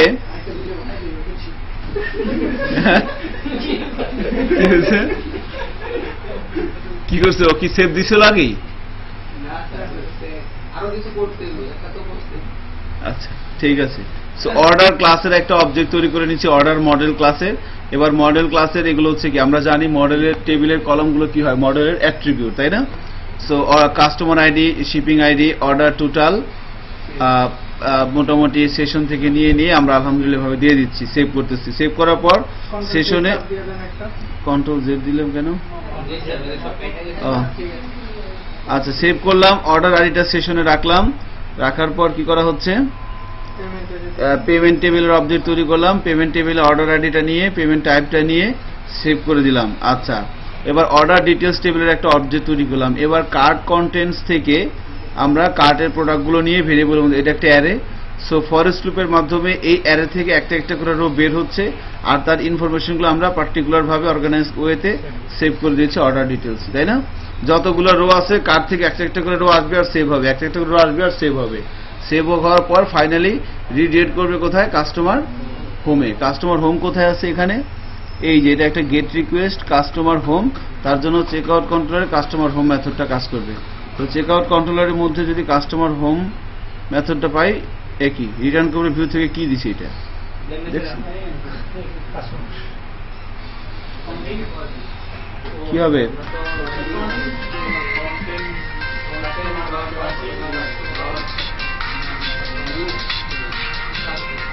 এক মিনিট, হ্যালো, ওয়ালাইকুম আসসালাম। ওকে, এটা অত্যন্ত গুরুত্বপূর্ণ টপিক নিয়ে আলোচনা করবো এখন। এই টপিকটার অ্যাডভান্স একটা টপিক আছে,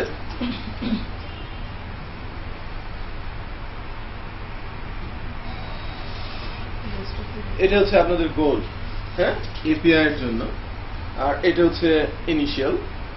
একটা এক্সাম্পল দেখবো আমরা।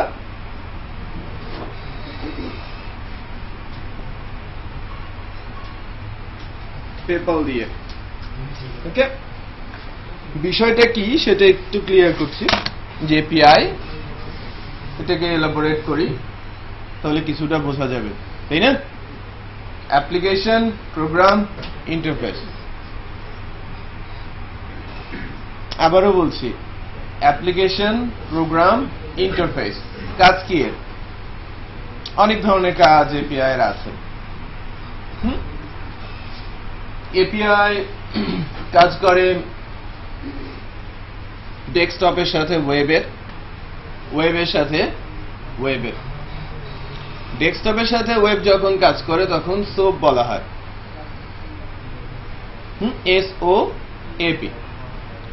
আর যখন এটা ওয়েবের সাথে ওয়েব কাজ করে তখন এটাকে এপিআই বলা হয়, অ্যাপ্লিকেশন প্রোগ্রাম ইন্টারফেস। এটা একটা মিডল লেয়ার হিসেবে কাজ করে দুইটা অ্যাপ্লিকেশনের মধ্যে। মনে করেন আমি একটা অ্যাপ্লিকেশন, হাবিব একটা অ্যাপ্লিকেশন, রাইট? আমি একটা অ্যাপ্লিকেশন, হাবিব একটা অ্যাপ্লিকেশন। দুইজনের স্ট্রাকচার থেকে শুরু করে অনেক কি বলা যায় ক্যারেক্টারিস্টিক্স এর ডিফারেন্স আছে। বাট হাবিব কোনো একটা রিকোয়েস্ট করছে, সেই রিকোয়েস্টটা আমি রিসিভ করব যদি আমি সেটা অ্যালাউ করি। মনে করেন হাবিব আমাকে রিকোয়েস্ট করতে চাচ্ছে, এটা কি এমনি এমনি আমার কাছে পৌঁছবে? আমি একটা স্বতন্ত্র অ্যাপ্লিকেশন, সে একটা স্বতন্ত্র অ্যাপ্লিকেশন। প্রত্যেকটা অ্যাপ্লিকেশনের কি internal, front end, server side language, database সবই আছে। মনে করেন সে একটা অ্যাপ্লিকেশন, তার ফ্রন্ট এন্ড আছে, তার সার্ভার সাইড লজিক আছে, তার ডেটাবেস আছে। আমি শেষ করি, রাইট? আমারও তাই আছে, স্বতন্ত্র অ্যাপ্লিকেশন। বাট হাবিবের অ্যাপ্লিকেশন বা হাবিব আমাকে একটা রিকোয়েস্ট করতে চাচ্ছে, আমি যদি সেটার প্রসেস না বলে দেই যে তুমি আমাকে রিকোয়েস্ট করো এভাবে, যদি না বলি, সে কি আমাকে সরাসরি রিকোয়েস্ট করতে পারবে? আপনি যেমন তেমন কোড লিখে ফেসবুকের কাছে থ্রো করতে পারবেন, গুগলের কাছে থ্রো করতে পারবেন, পেপালের কাছে থ্রো করতে পারবেন যে আমি তোমাকে এই ডাটা দিচ্ছি, তুমি নাও? পসিবল? সে যদি কোনো কিছু অ্যালাউ না করে, রাইট? ফেসবুকের এপিআই আছে, গুগলের এপিআই আছে, পেপালের এপিআই আছে, ফর এক্সাম্পল। বাট ইচ্ছে মতো ডাটা দিলে তো তারা সেটা রিসিভ করবে না। তো যে রিসিভার, তাকে কি করতে হবে? একটা নির্দিষ্ট ফরম্যাট দাঁড় করে যারা তার কাছে রিকোয়েস্ট করতে চাচ্ছে তাদের সামনে তুলে ধরতে হবে যে তুমি ওই ফরম্যাটে আমাকে ডাটা দাও, রাইট? আমি একটা ফরম্যাট, আমি মনে করেন শফিউল আলম, আমি কিছু ডাটা আপনাদের কাছ থেকে রিসিভ করতে চাচ্ছি, আমি একটা স্ট্রাকচার ফর্ম বানালাম এবং এটাকে উন্মুক্ত করে দিয়ে বললাম যে এই ফরম্যাটে ডাটা দিলে আমার কাছে পৌঁছবে। অন্য কোনো ওয়েতে আমি ডাটা রিসিভ করব না। আমি তিনটা ডাটা নিব মাত্র, নাম, মোবাইল, ইমেল। বাট আমি যেভাবে চাইবো ঠিক সেভাবে। আমি একটা নির্দিষ্ট ইউআরএল এ নির্দিষ্ট ফরম্যাট ডাটা নির্দিষ্ট নাম দিয়ে রিসিভ করতে চাচ্ছি, সেটা বোঝা যাচ্ছে? তো যখন আপনারা আমাকে আমার সঙ্গে কমিউনিকেট করতে চাইবেন, আমাকে ডাটা সেন্ড করতে চাইবেন, আমি যে স্ট্রাকচারটা দিয়েছি ওই স্ট্রাকচার অনুযায়ী আমাকে পাঠাতে হবে, দেন না আমি সেটা রিসিভ করব, তাই কিনা? নাকি উল্টো পাল্টা ইউআরএল এ ভিন্ন কোনো ডাটা দিলে সেটা আমি ধরে নিব? আমি তো সিস্টেম, রাইট? এটাকে আমি বুঝতে পারবো কখনো? পারবো না, রাইট? যখন একটা নির্দিষ্ট ফরম্যাট আপনার সামনে আছে, যে ফরম্যাটটা দিয়ে আপনারা আমাদের সঙ্গে কমিউনিকেট করছেন, ওই ফরম্যাট ফাইলটাকেই বলা হবে কি? এপিআই। সো এপিআই আপনি নিজেও ক্রিয়েট করতে পারেন আপনার অ্যাপ্লিকেশনে। বলো হচ্ছে, আমি কি বলতে পেরেছি? তো এপিআই কি জটিল কিছু? একেবারেই সহজ জিনিস,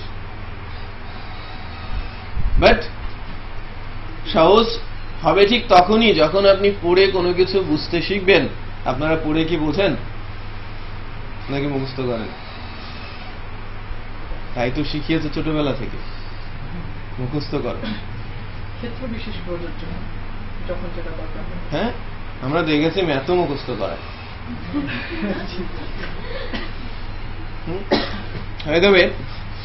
তো মুখস্থ করলে তো এটা হবে না, রাইট? আপনারা কতদিন পর্যন্ত শিখবেন? যতদিন পর্যন্ত কাজ করবেন, রাইট? শিখবেন,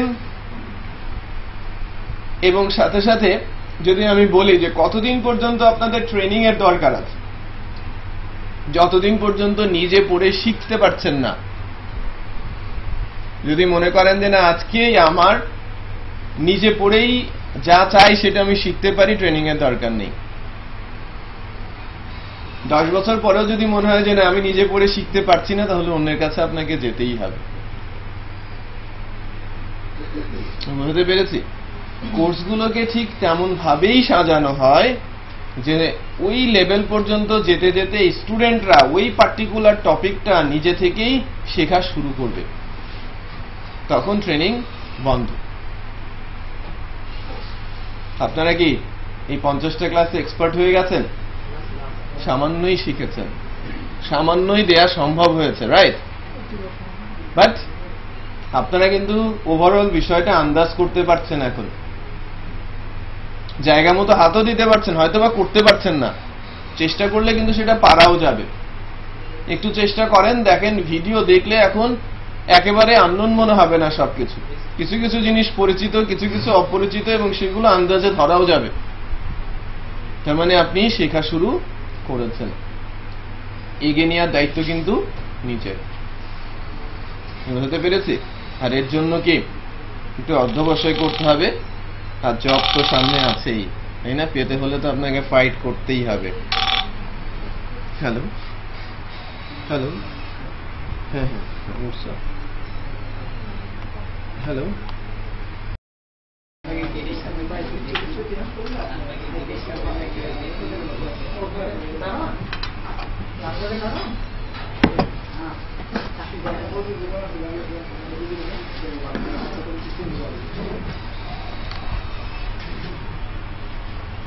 ওকে, যা বলছিলাম যে এপিআই সম্পর্কে একটা ছোট্ট ধারণা হয়তো আপনারা পেলেন, তাই না? তো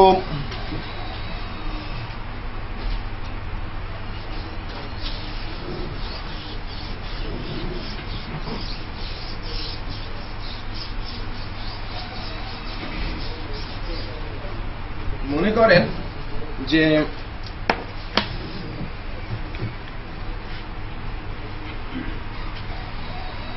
দীপ্ত একটা ই কমার্স বানিয়েছে, জুনায়েদ একটা অ্যাড এজেন্সি ওয়েবসাইট খুলেছে।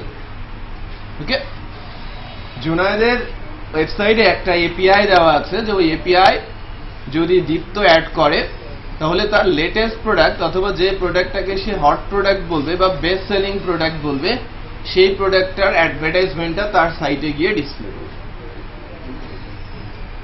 বুঝতে পেরেছি? তাহলে জুনায়েদ কি করবে? তার অ্যাপ্লিকেশনে এন্ট্রি নেয়ার জন্য একটা ফর্ম রেডি করবে, তাই না, তার ডেটাবেসে ঢোকানোর জন্য যে এটা দীপ্তের সাইটের কি প্রোডাক্ট, হট প্রোডাক্ট। যেহেতু সে অ্যাড এজেন্সি ওয়েবসাইট, দীপ্তর জন্য যে জায়গাটুকু বরাদ্দ আছে সেখানে তার একটা অটোমেটিক ডিসপ্লেতে চলে আসবে। বিষয়টা বোঝেন, ও একটা অ্যাড এজেন্সি চালায়, সে কোনো অ্যাডকে কিন্তু অটোমেশন করছে না, কারণ তার হট প্রোডাক্ট প্রতিদিন চেঞ্জ হতে পারে। সো প্রতিদিন সে ফাইল পাঠাবে আর প্রতিদিন সে আপলোড করবে। কি করে সে কি তৈরি করবে, একটা এপিআই তৈরি করবে, বলে যে নাও এই এপিআইটা তুমি এখন ইউজ করো, মেনশন করে দেবে দীপকে যে এপিআইটা তুমি ইউজ করবা এই ডেটা দিয়ে, এই পার্টিকুলার পজিশনের জন্য তার প্রোডাক্ট এসে ডিসপ্লে করবে। যখনই চেঞ্জ আনবে সে, ওইটা তার ডেটাবেসে গিয়ে আপডেট হয়ে যাবে এবং ওই ইমেজটাই ডিসপ্লে করতে থাকবে। তাহলে জুনাইদ কি তৈরি করে দিল, একটা ফর্ম এবং একটা ইউআরএল দিয়ে দিল যে এই ফর্মের এগেনস্টে এই ইউআরএল এ এই ডাটাগুলো তুমি যদি সেন্ড করো, তার মানে কি দীপ্ত যখনই কোনো একটা প্রোডাক্টকে হট প্রোডাক্ট করবে তখনই কি ওই ফর্মের ডাটাটা আপডেট হয়ে কার কাছে চলে যাবে, জুনাইদের ডেটাবেসে। আর জুনাইদের ডেটাবেসে গেলে কি ডেটাবেসের ডাটা একটা নির্দিষ্ট লোকেশনে ডিসপ্লে করা যায় না, এটা কি জটিল কাজ, এটা কি বহুত জটিল কাজ, ওইটি কি এপিআই। আমি কি বোঝাতে পারছি, জটিলতা আছে, নেই আমি বলছি না, অনেক জটিল জটিল এপিআই আছে, বাট এপিআই একেবারেই যে একেবারে অনেক জটিল কিছু সেটাও কিন্তু না। এপিআই বানানো হয় কাদের জন্য, ডেভেলপারদের জন্য মেইনলি। এখন এটা হিব্রু ভাষাতেও লেখা থাকে না এবং অনেক জটিলও করা হয় না, যা দিয়ে তার এপিআইটা সেল হবে না, এপিআইটা ইউজ হবে না। কারণ আমি যদি কোনো কিছু সেল করতে চাই সেখানে কি আমি হিব্রু ভাষায় লিখব, আমি প্রাইসটা হিব্রু ভাষায় লিখেছি বাট আমি ওই ড্রেসটা অনেক বেশি সেল করতে চাচ্ছি, হবে?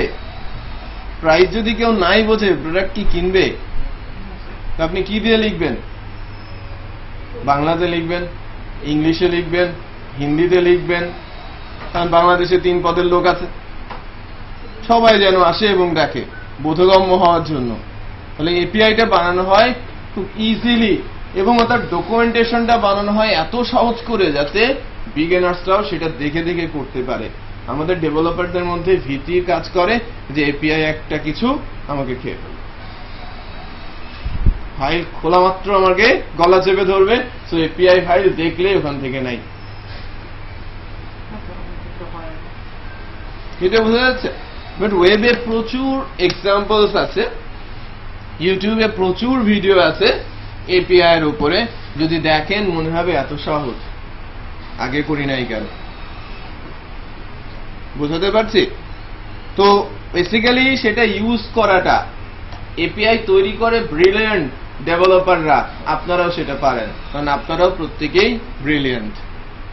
কিন্তু বললাম যেটা যে একটা ফর্ম বানাতে হবে, এটা কি আপনারা বানাতে পারবেন না? আপনি রিসিভ করবেন ডেটা, আপনি যেহেতু আপনার অ্যাপ্লিকেশন থেকে রিসিভ করতে পারেন, অন্যের কাছ থেকে কি রিসিভ করতে পারেন না? পারা যাবে তো নাকি?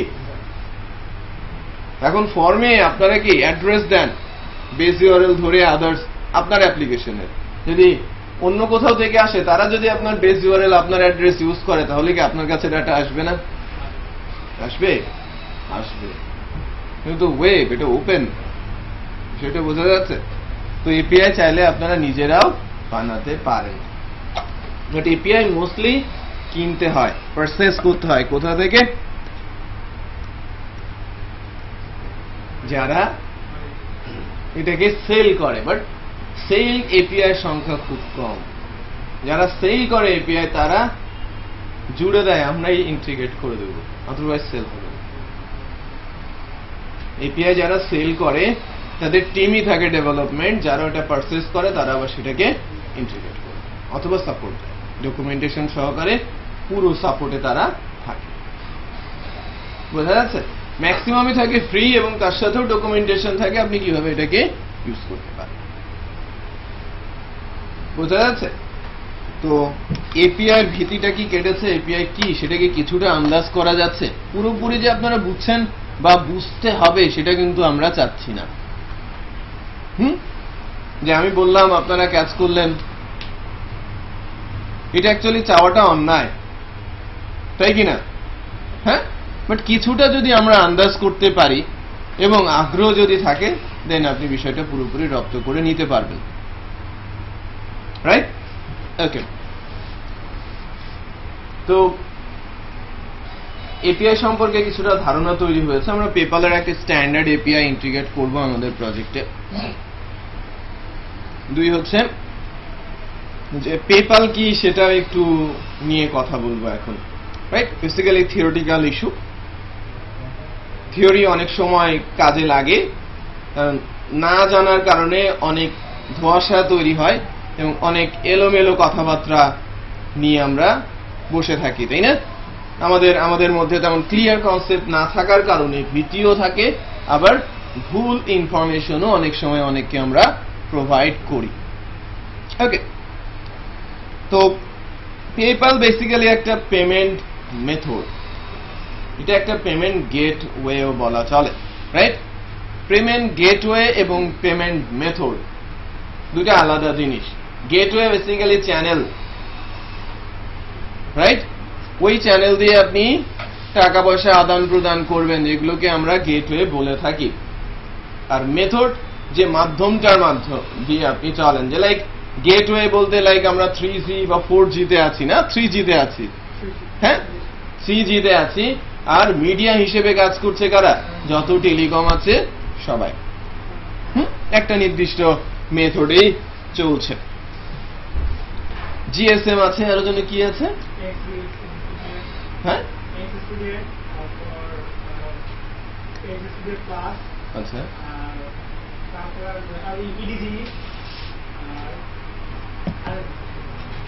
ওই চলে গেছে। আমরা কি পড়েছিলাম এখন কি বলছে কিছুই বুঝলাম না। বাই দ্য ওয়ে, আমরা যে সিস্টেমটা পড়েছিলাম যেটা বেসিক্যালি ওই সিটি সেল ইউজ করতো, জিএসএম। বাই দ্য ওয়ে, অনেক টেকনোলজিতে অনেক আপডেট হয়েছে, বাট ইন্টারেস্টিং বিষয় হচ্ছে যে আমি আমার থিসিসটা করেছিলাম নেটওয়ার্কিং। ওকে, যদিও ডেভেলপার হিসেবে কাজ শুরু করেছি থিসিস দেওয়ার আগেই, বাট নেটওয়ার্কিং এর উপরে আমার থিসিসটা ছিল। IEEE তেও পাবলিশ হয়েছে 2007-এ। ড্যাফোডিল ইউনিভার্সিটিতে IEEE কনফারেন্স ছিল, ওই সময় 2টা পেপার আমার ছিল 5 out of 5-এ। ওকে, সো আমি একটা প্রোটোকল নিয়ে কাজ করেছিলাম। আমরা দুজন, আপনার ম্যাডামও ছিল, একজন টিচার ছিল ইউনাইটেড ইন্টারন্যাশনাল ইউনিভার্সিটি। তো ওই সময় নেটওয়ার্কিং এর অনেক কিছু জানতাম, এখন অ্যাকচুয়ালি আর কিছু জানি না আফটার 10 years। ওকে, তো এখন যে বিষয়টা আমি বলার চেষ্টা করছিলাম যে মেথড আর গেটওয়ে অনলাইন পেমেন্টের। PayPal basically online payment method, online payment gateway, right? এটা অ্যাকচুয়ালি ডিজি ট্রান্সফারের একটা মাধ্যমও বলা চলে। সরাসরি ক্যাশ ট্রানজেকশন এটা দিয়ে হয় না, ডিজি ট্রান্সফার হয়। আর অনলাইনে পেমেন্ট গেটওয়ে আছে 20-22টা। এর মধ্যে রিনাউন্ড যে গেটওয়ে গুলো, এর মধ্যে আছে ক্রেডিট কার্ড, যেটা authorized.net এর মাধ্যমে চলে। তো authorized.net গেটওয়ে, ক্রেডিট কার্ড কি মেথড, ক্রেডিট কার্ডটা কি মেথড, বাট গেটওয়েটা কি authorized.net। ওকে, এছাড়াও আছে VeriSign, GeoTrust, Google Wallet, Google Checkout, PayPal, right? এরকম করে 20-22টা পেমেন্ট গেটওয়ে রয়েছে। পেপ্যালের মধ্যে একেবারে স্বতন্ত্র পেমেন্ট মেথড এবং payment gateway, both PayPal, right? এটা অনলাইন ব্যাংক বলা হয়, বাট তার ক্যাশ ট্রানজেকশন হয় না কখনো। ট্রানজেকশনটা হয় কি ডিজিট ট্রানজেকশন। আপনারা পেপ্যাল নিয়ে অনেক পড়েছেন, ফেসবুকে পড়েছেন বলতে শুধু পেপ্যাল কথাটাই শুনেছেন, বাট একদিনও চেষ্টা করেন নাই যে পেপ্যাল বিষয়টা কি একটু জেনে দেখি। এবং অনেক উচ্চবাচ্যও করেছি ফেসবুকে, অনেক গালিগালাজও হয়েছে। হ্যাঁ, পেপ্যাল আসে না আমাদের দেশে, তাই না? পেপ্যালকে গাড়ি চড়ে চলে আসবে নাকি প্লেনে? আমেরিকা থেকে আসতে হলে তো গাড়িতে আসা যাবে না, প্লেনেই আসতে হবে, তাই না? আসলে কি বসে পড়তে পারবে নাকি আদার্স কোনো লিমিটেশন আছে এখানে? আমাদের তো জানতে হবে, তাই না? সো আমরা একটু স্টাডি করতে পারি উইকিতে পেপালকে নিয়ে, যে কবে আসলো, কে তার মালিক, রাইট, সে কি করছে, কত টাকার মালিক তারা, এবং কি সার্ভিস দিচ্ছে, এত ক্রেজি কেন বাঙালিরা পেপাল নিয়ে, হ্যাঁ, পেপাল কেনই বা এই দেশে আসছে না যেখানে 12 কোটি 16 কোটি লোক রয়েছে, যা পুরো ইউরোপে নাই, বাট ইউরোপ নিয়ে তারা এত বিজি কেন, হ্যাঁ, এত বিজনেস তারা কিভাবে পায়, আমরা একদিনও চিন্তা করি নাই, তাই না? ফেসবুক ইউজ করছেন, গুড, বাট ফেসবুক কিভাবে ইনকাম করে সেটা হয়তো আমরা জানি না, বাট প্রত্যেকে কন্ট্রিবিউট করছি তার ইনকামের পেছনে। একটু চেষ্টা করেন, জুগারবার্গকে ট্যাগ করেন, অনেক একটু বলেন আমাদের শেয়ার দেন, তাই না? একটা ইমেজ বানিয়ে ট্যাগ করে দেন, দেখেন আমাদের শেয়ার দেন, যে এত টাকা ইনকাম করেন আমাদের দিয়ে, আমাদের 1 পয়সাও দেন না, ফ্রি করে দেন ফেসবুক, তাই না? কাউকে কাউকে কিন্তু ফ্রি দেয়, জানেন, আমি মাঝে মাঝে ফ্রি পাই। মোবাইল ডেটা নেটওয়ার্ক বন্ধ থাকলেও ফেসবুক ইউজ করে কি ফিডও আসে, মেসেজিংও করা যায়, পোস্টও দেওয়া যায়, রিঅ্যাক্টও করা যায়।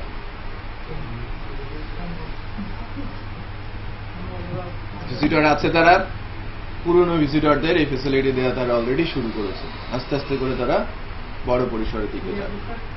ফ্রি ফেসবুক আপনি ইউজ করবেন, ফ্রি। ফেসবুকে যদি আপনি আর্ন করে দেন বুঝতে পারছি। ওকে, তো পুরনো ইউজার যারা, বেসিক্যালি 2004-5-6 সেশনে যারা ইউজার, যাদের এজ 10 ইয়ার্স, ফেসবুক এজ, তাদেরকে তারা ফ্রি দেওয়া শুরু করেছে মোবাইল ডিভাইসের মাধ্যমে। কস্টিংটা তারা রাখছে না, মেগাবাইট তাদের খরচ হবে না, বুঝতে পারছেন? তো আস্তে আস্তে ওপেন হবে, ফ্রি তারা করবে ফেসবুক তাদের খাতিরেই। কারণ এত বেশি তারা আর্ন করছে যে যদি খরচ করে তার অ্যাপ্লিকেশনটা কেউ দেখে, অনেক হয়তো চলে যেতে পারে এই অ্যাঙ্গেল থেকে, রাইট? বিপদ ওয়েট করছে, ফেসবুকই বিপদটা তৈরি করছে বলা চলে, যে আপনারা অ্যাকচুয়ালি হাত পা নিয়ে বেঁচে থাকতে পারবেন কিনা ফিউচারে, আমরা পারবো কিনা সেটা নিয়ে সন্দেহ আছে। ডাটা বড় কথা না, ফেসবুক ভার্চুয়াল ওয়ার্ল্ড তৈরি করছে, জানেন? ইয়ারবডস তো ডিফারেন্ট জিনিস, হ্যাঁ, ভার্চুয়াল ওয়ার্ল্ড তৈরি করছে। কোন একটা ডিভাইস আপনি পড়বেন, ভার্চুয়াল ওয়ার্ল্ডে চলে যাবেন, আপনি বসে আছেন, অ্যাভাটার দেখেছেন, সামথিং লাইক দ্যাট। মহাবিপদ ওয়েট করছে। ওখানে যখন যাবেন, আপনার ফ্রেন্ড আছে, আপনার একটা সার্কেল আছে, আপনি গেমস খেলছেন আর কোনো কিছু পারচেস করছেন, কিনছেন কি ফেসবুকের কাছ থেকেই সবকিছু। হয়তো আপনি 7 দিন 10 দিন সেখানেই কাটিয়ে দিচ্ছেন, রিয়েল ওয়ার্ল্ডে নেই, আপনি ভার্চুয়াল ওয়ার্ল্ডে আছেন, যা কামাচ্ছেন সব থেকে দিয়ে আসছেন। দেখে যেতে পারবেন 21 সালে লঞ্চ হচ্ছে।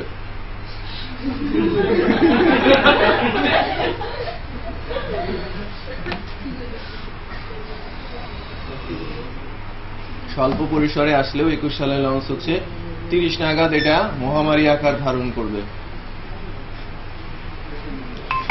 ঠিক আছে?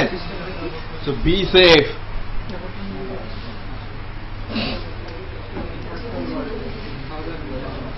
আচ্ছা, আমি এপিআই ছিলাম, বেসিক্যালি ওই পর্যন্ত বা ওইদিকে যাওয়ার মূল কারণ হচ্ছে ফেসবুকে টেনে তোলার পেছনে সবচেয়ে বড় অবদান, বা ফেসবুককে এই পজিশনে আনার পেছনে সবচেয়ে বড় অবদান পেপ্যালের। পেপ্যাল শুরু করেছে 2004-এ ওই দেশগুলোতে যারা মানে এটাকে বলা হয় স্টার্ট আপ, তাদেরকে গভর্নমেন্ট সাপোর্ট দেয় হিউজ, এবং সাথে সাথে বড় বড় জায়ান্টরাও সাপোর্ট করে। ওদের পলিসি হচ্ছে মানে আমাদের মতো একদম কুক্ষিগত করে রাখে না তাদের ওনারশিপ, একটা সার্টেন লেভেল ওনারশিপ রেখে বাকিটা তারা কি করে, শেয়ার ছেড়ে দেয়, এবং শেয়ার সেল করার মাধ্যমে তারা প্রথম সার্ভাইভ করে, তারপরে বিজনেস বুম করে। হিউজ ইনভেস্ট তারা ঠিক সেভাবে করে না, শেয়ার সেল করার মাধ্যমে। আপনার আইডিয়াটা যদি ভালো হয়, জায়ান্টের ওখানে অনেক ইনভেস্ট করবে এবং আপনার উঠে আসাটা অনেক ইজি হবে। $100 মিলিয়ন দিয়ে ফেসবুক থেকে একটা সার্টেন পার্সেন্টেজ 10% শেয়ার কিনেছিল পেপ্যাল। 100 মিলিয়ন।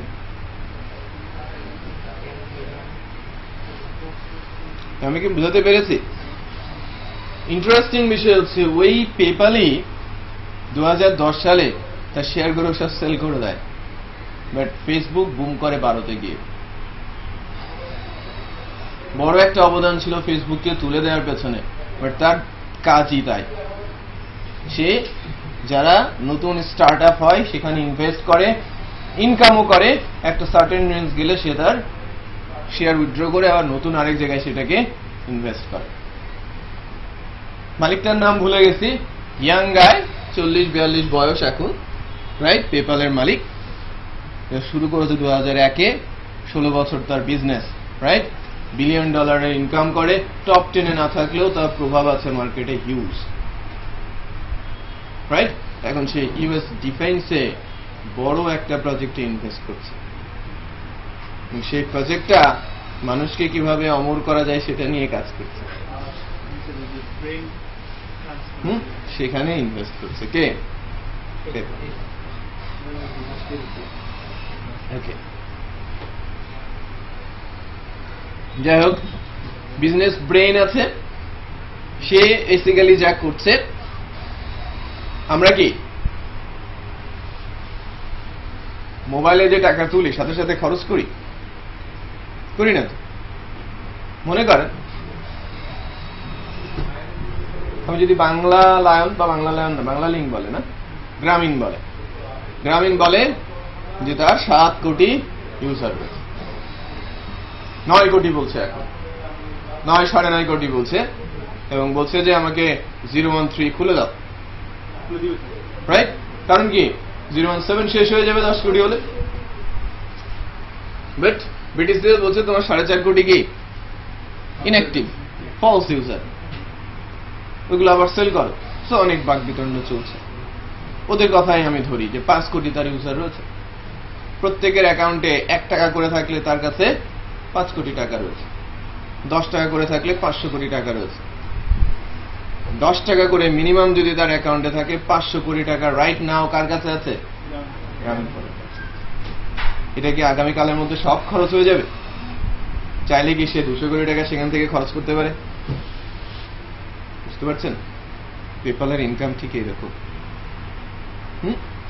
পেপ্যালে যে ইউজার রয়েছে তারা ক্রেডিট করে, অ্যাকাউন্ট ক্রেডিট করে, রিফিল করে। মোবাইল রিফিল করলেই তো আমি কথা বলতে পারি।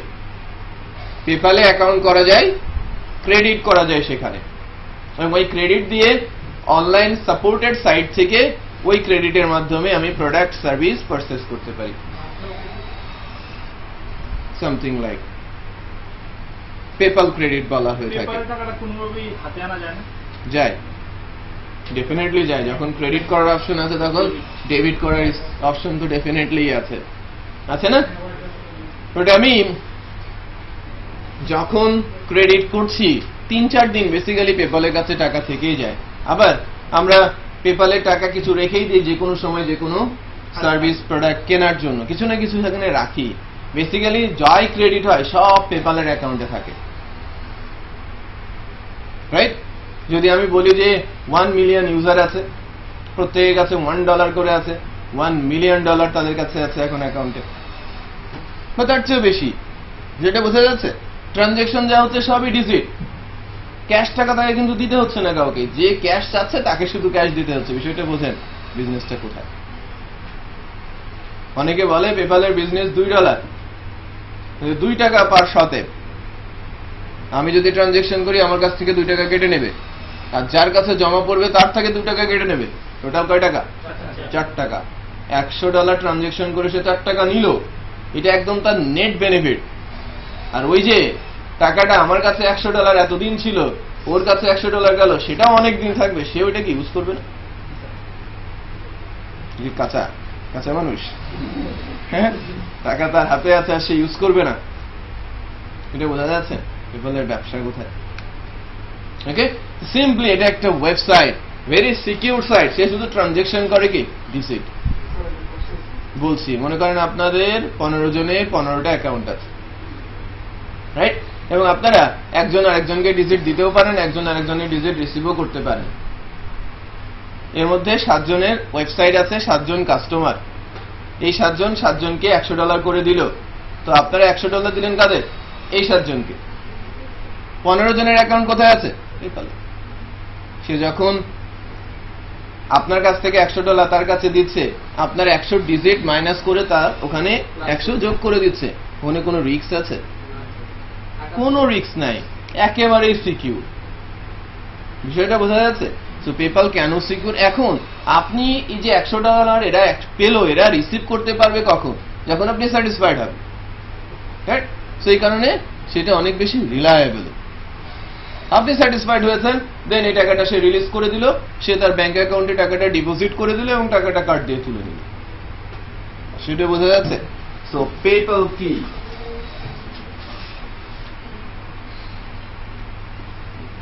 পেপ্যাল একটা online payment method, online payment gateway, both, right?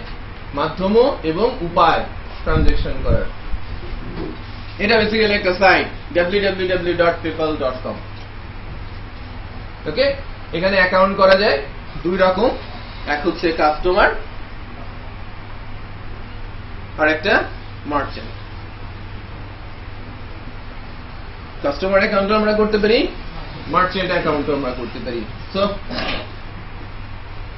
এখন আমরা কাস্টমার করি আর মার্চেন্ট দুইজনই কি জাস্ট সিম্পল অ্যাকাউন্টের মালিক। ট্রানজাকশন আমরা স্ট্রেট ওয়ে করতে পারবো, বাংলাদেশ থেকে অ্যাকাউন্ট করা যায়, ট্রানজাকশনও করতে পারবেন, বাট এটা ভেরিফাইড হবে না।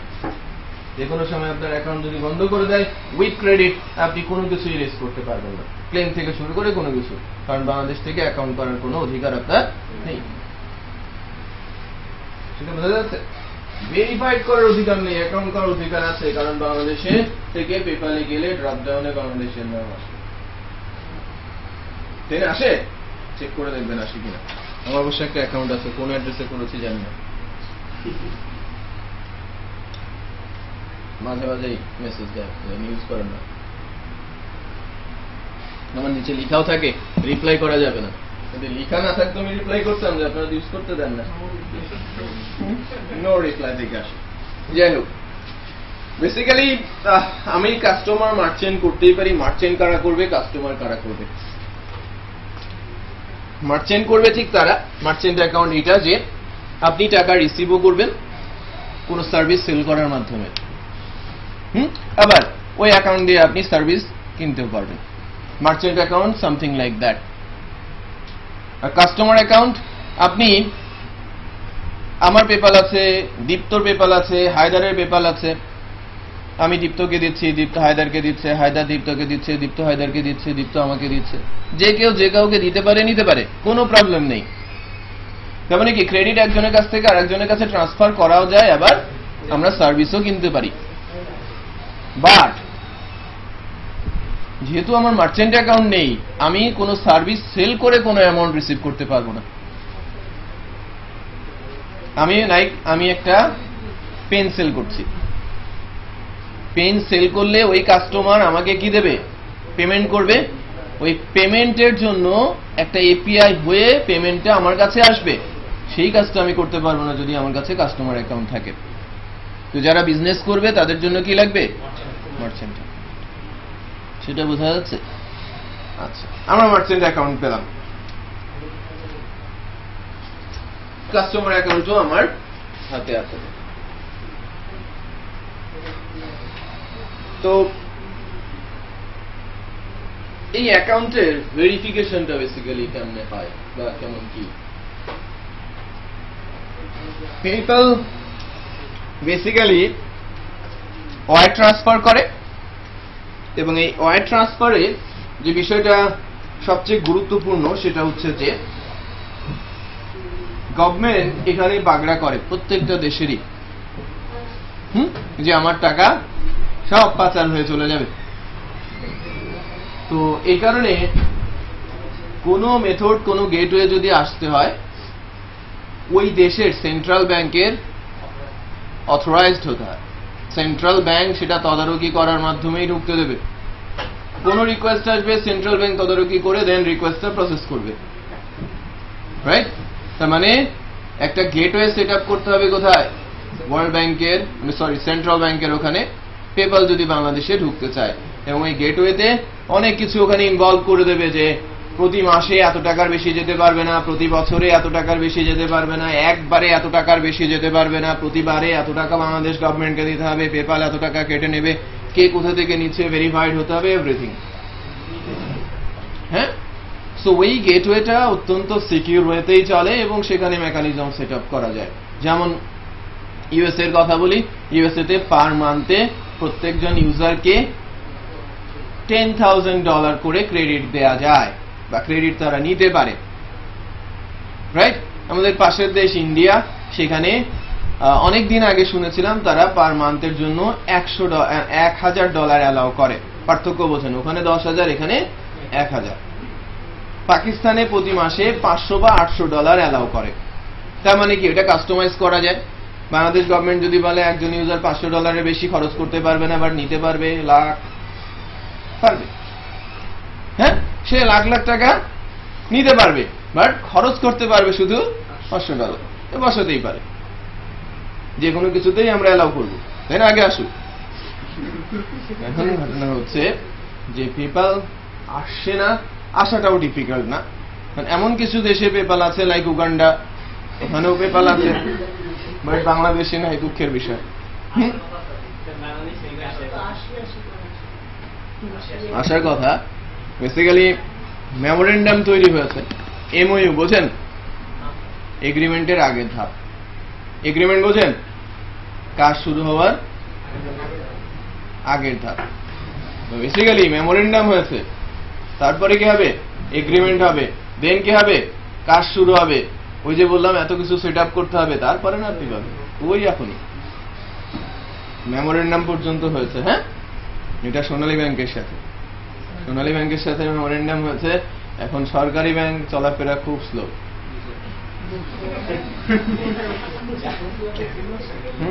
ডিসিশন কিন্তু খুব ধীরে আসে, কিন্তু আসলেও আসার একটা সম্ভাবনা আছে, তাই না? দোষ আমাদেরও কম নাই, আমরা কম তাড়া দিই নাই তাদের। তেড়ে তেড়ে এমন ভাব করেছে, ওরা নিজের থেকে দিতে আসছিল। যখন ইন্ডিয়ায় দিয়ে গেছে, শ্রীলঙ্কায় দিয়ে গেছে, মালদ্বীপে দিয়ে গেছে, ভুটানে দিয়ে গেছে, পাকিস্তানে দিয়ে গেছে, তখন বাংলাদেশে এসেছিল, বাংলাদেশ নেয় নাই। না, আমাদের সিলেটের ওই আঙ্কেল বলেছিল টাকা চুরি হয়ে যাবে।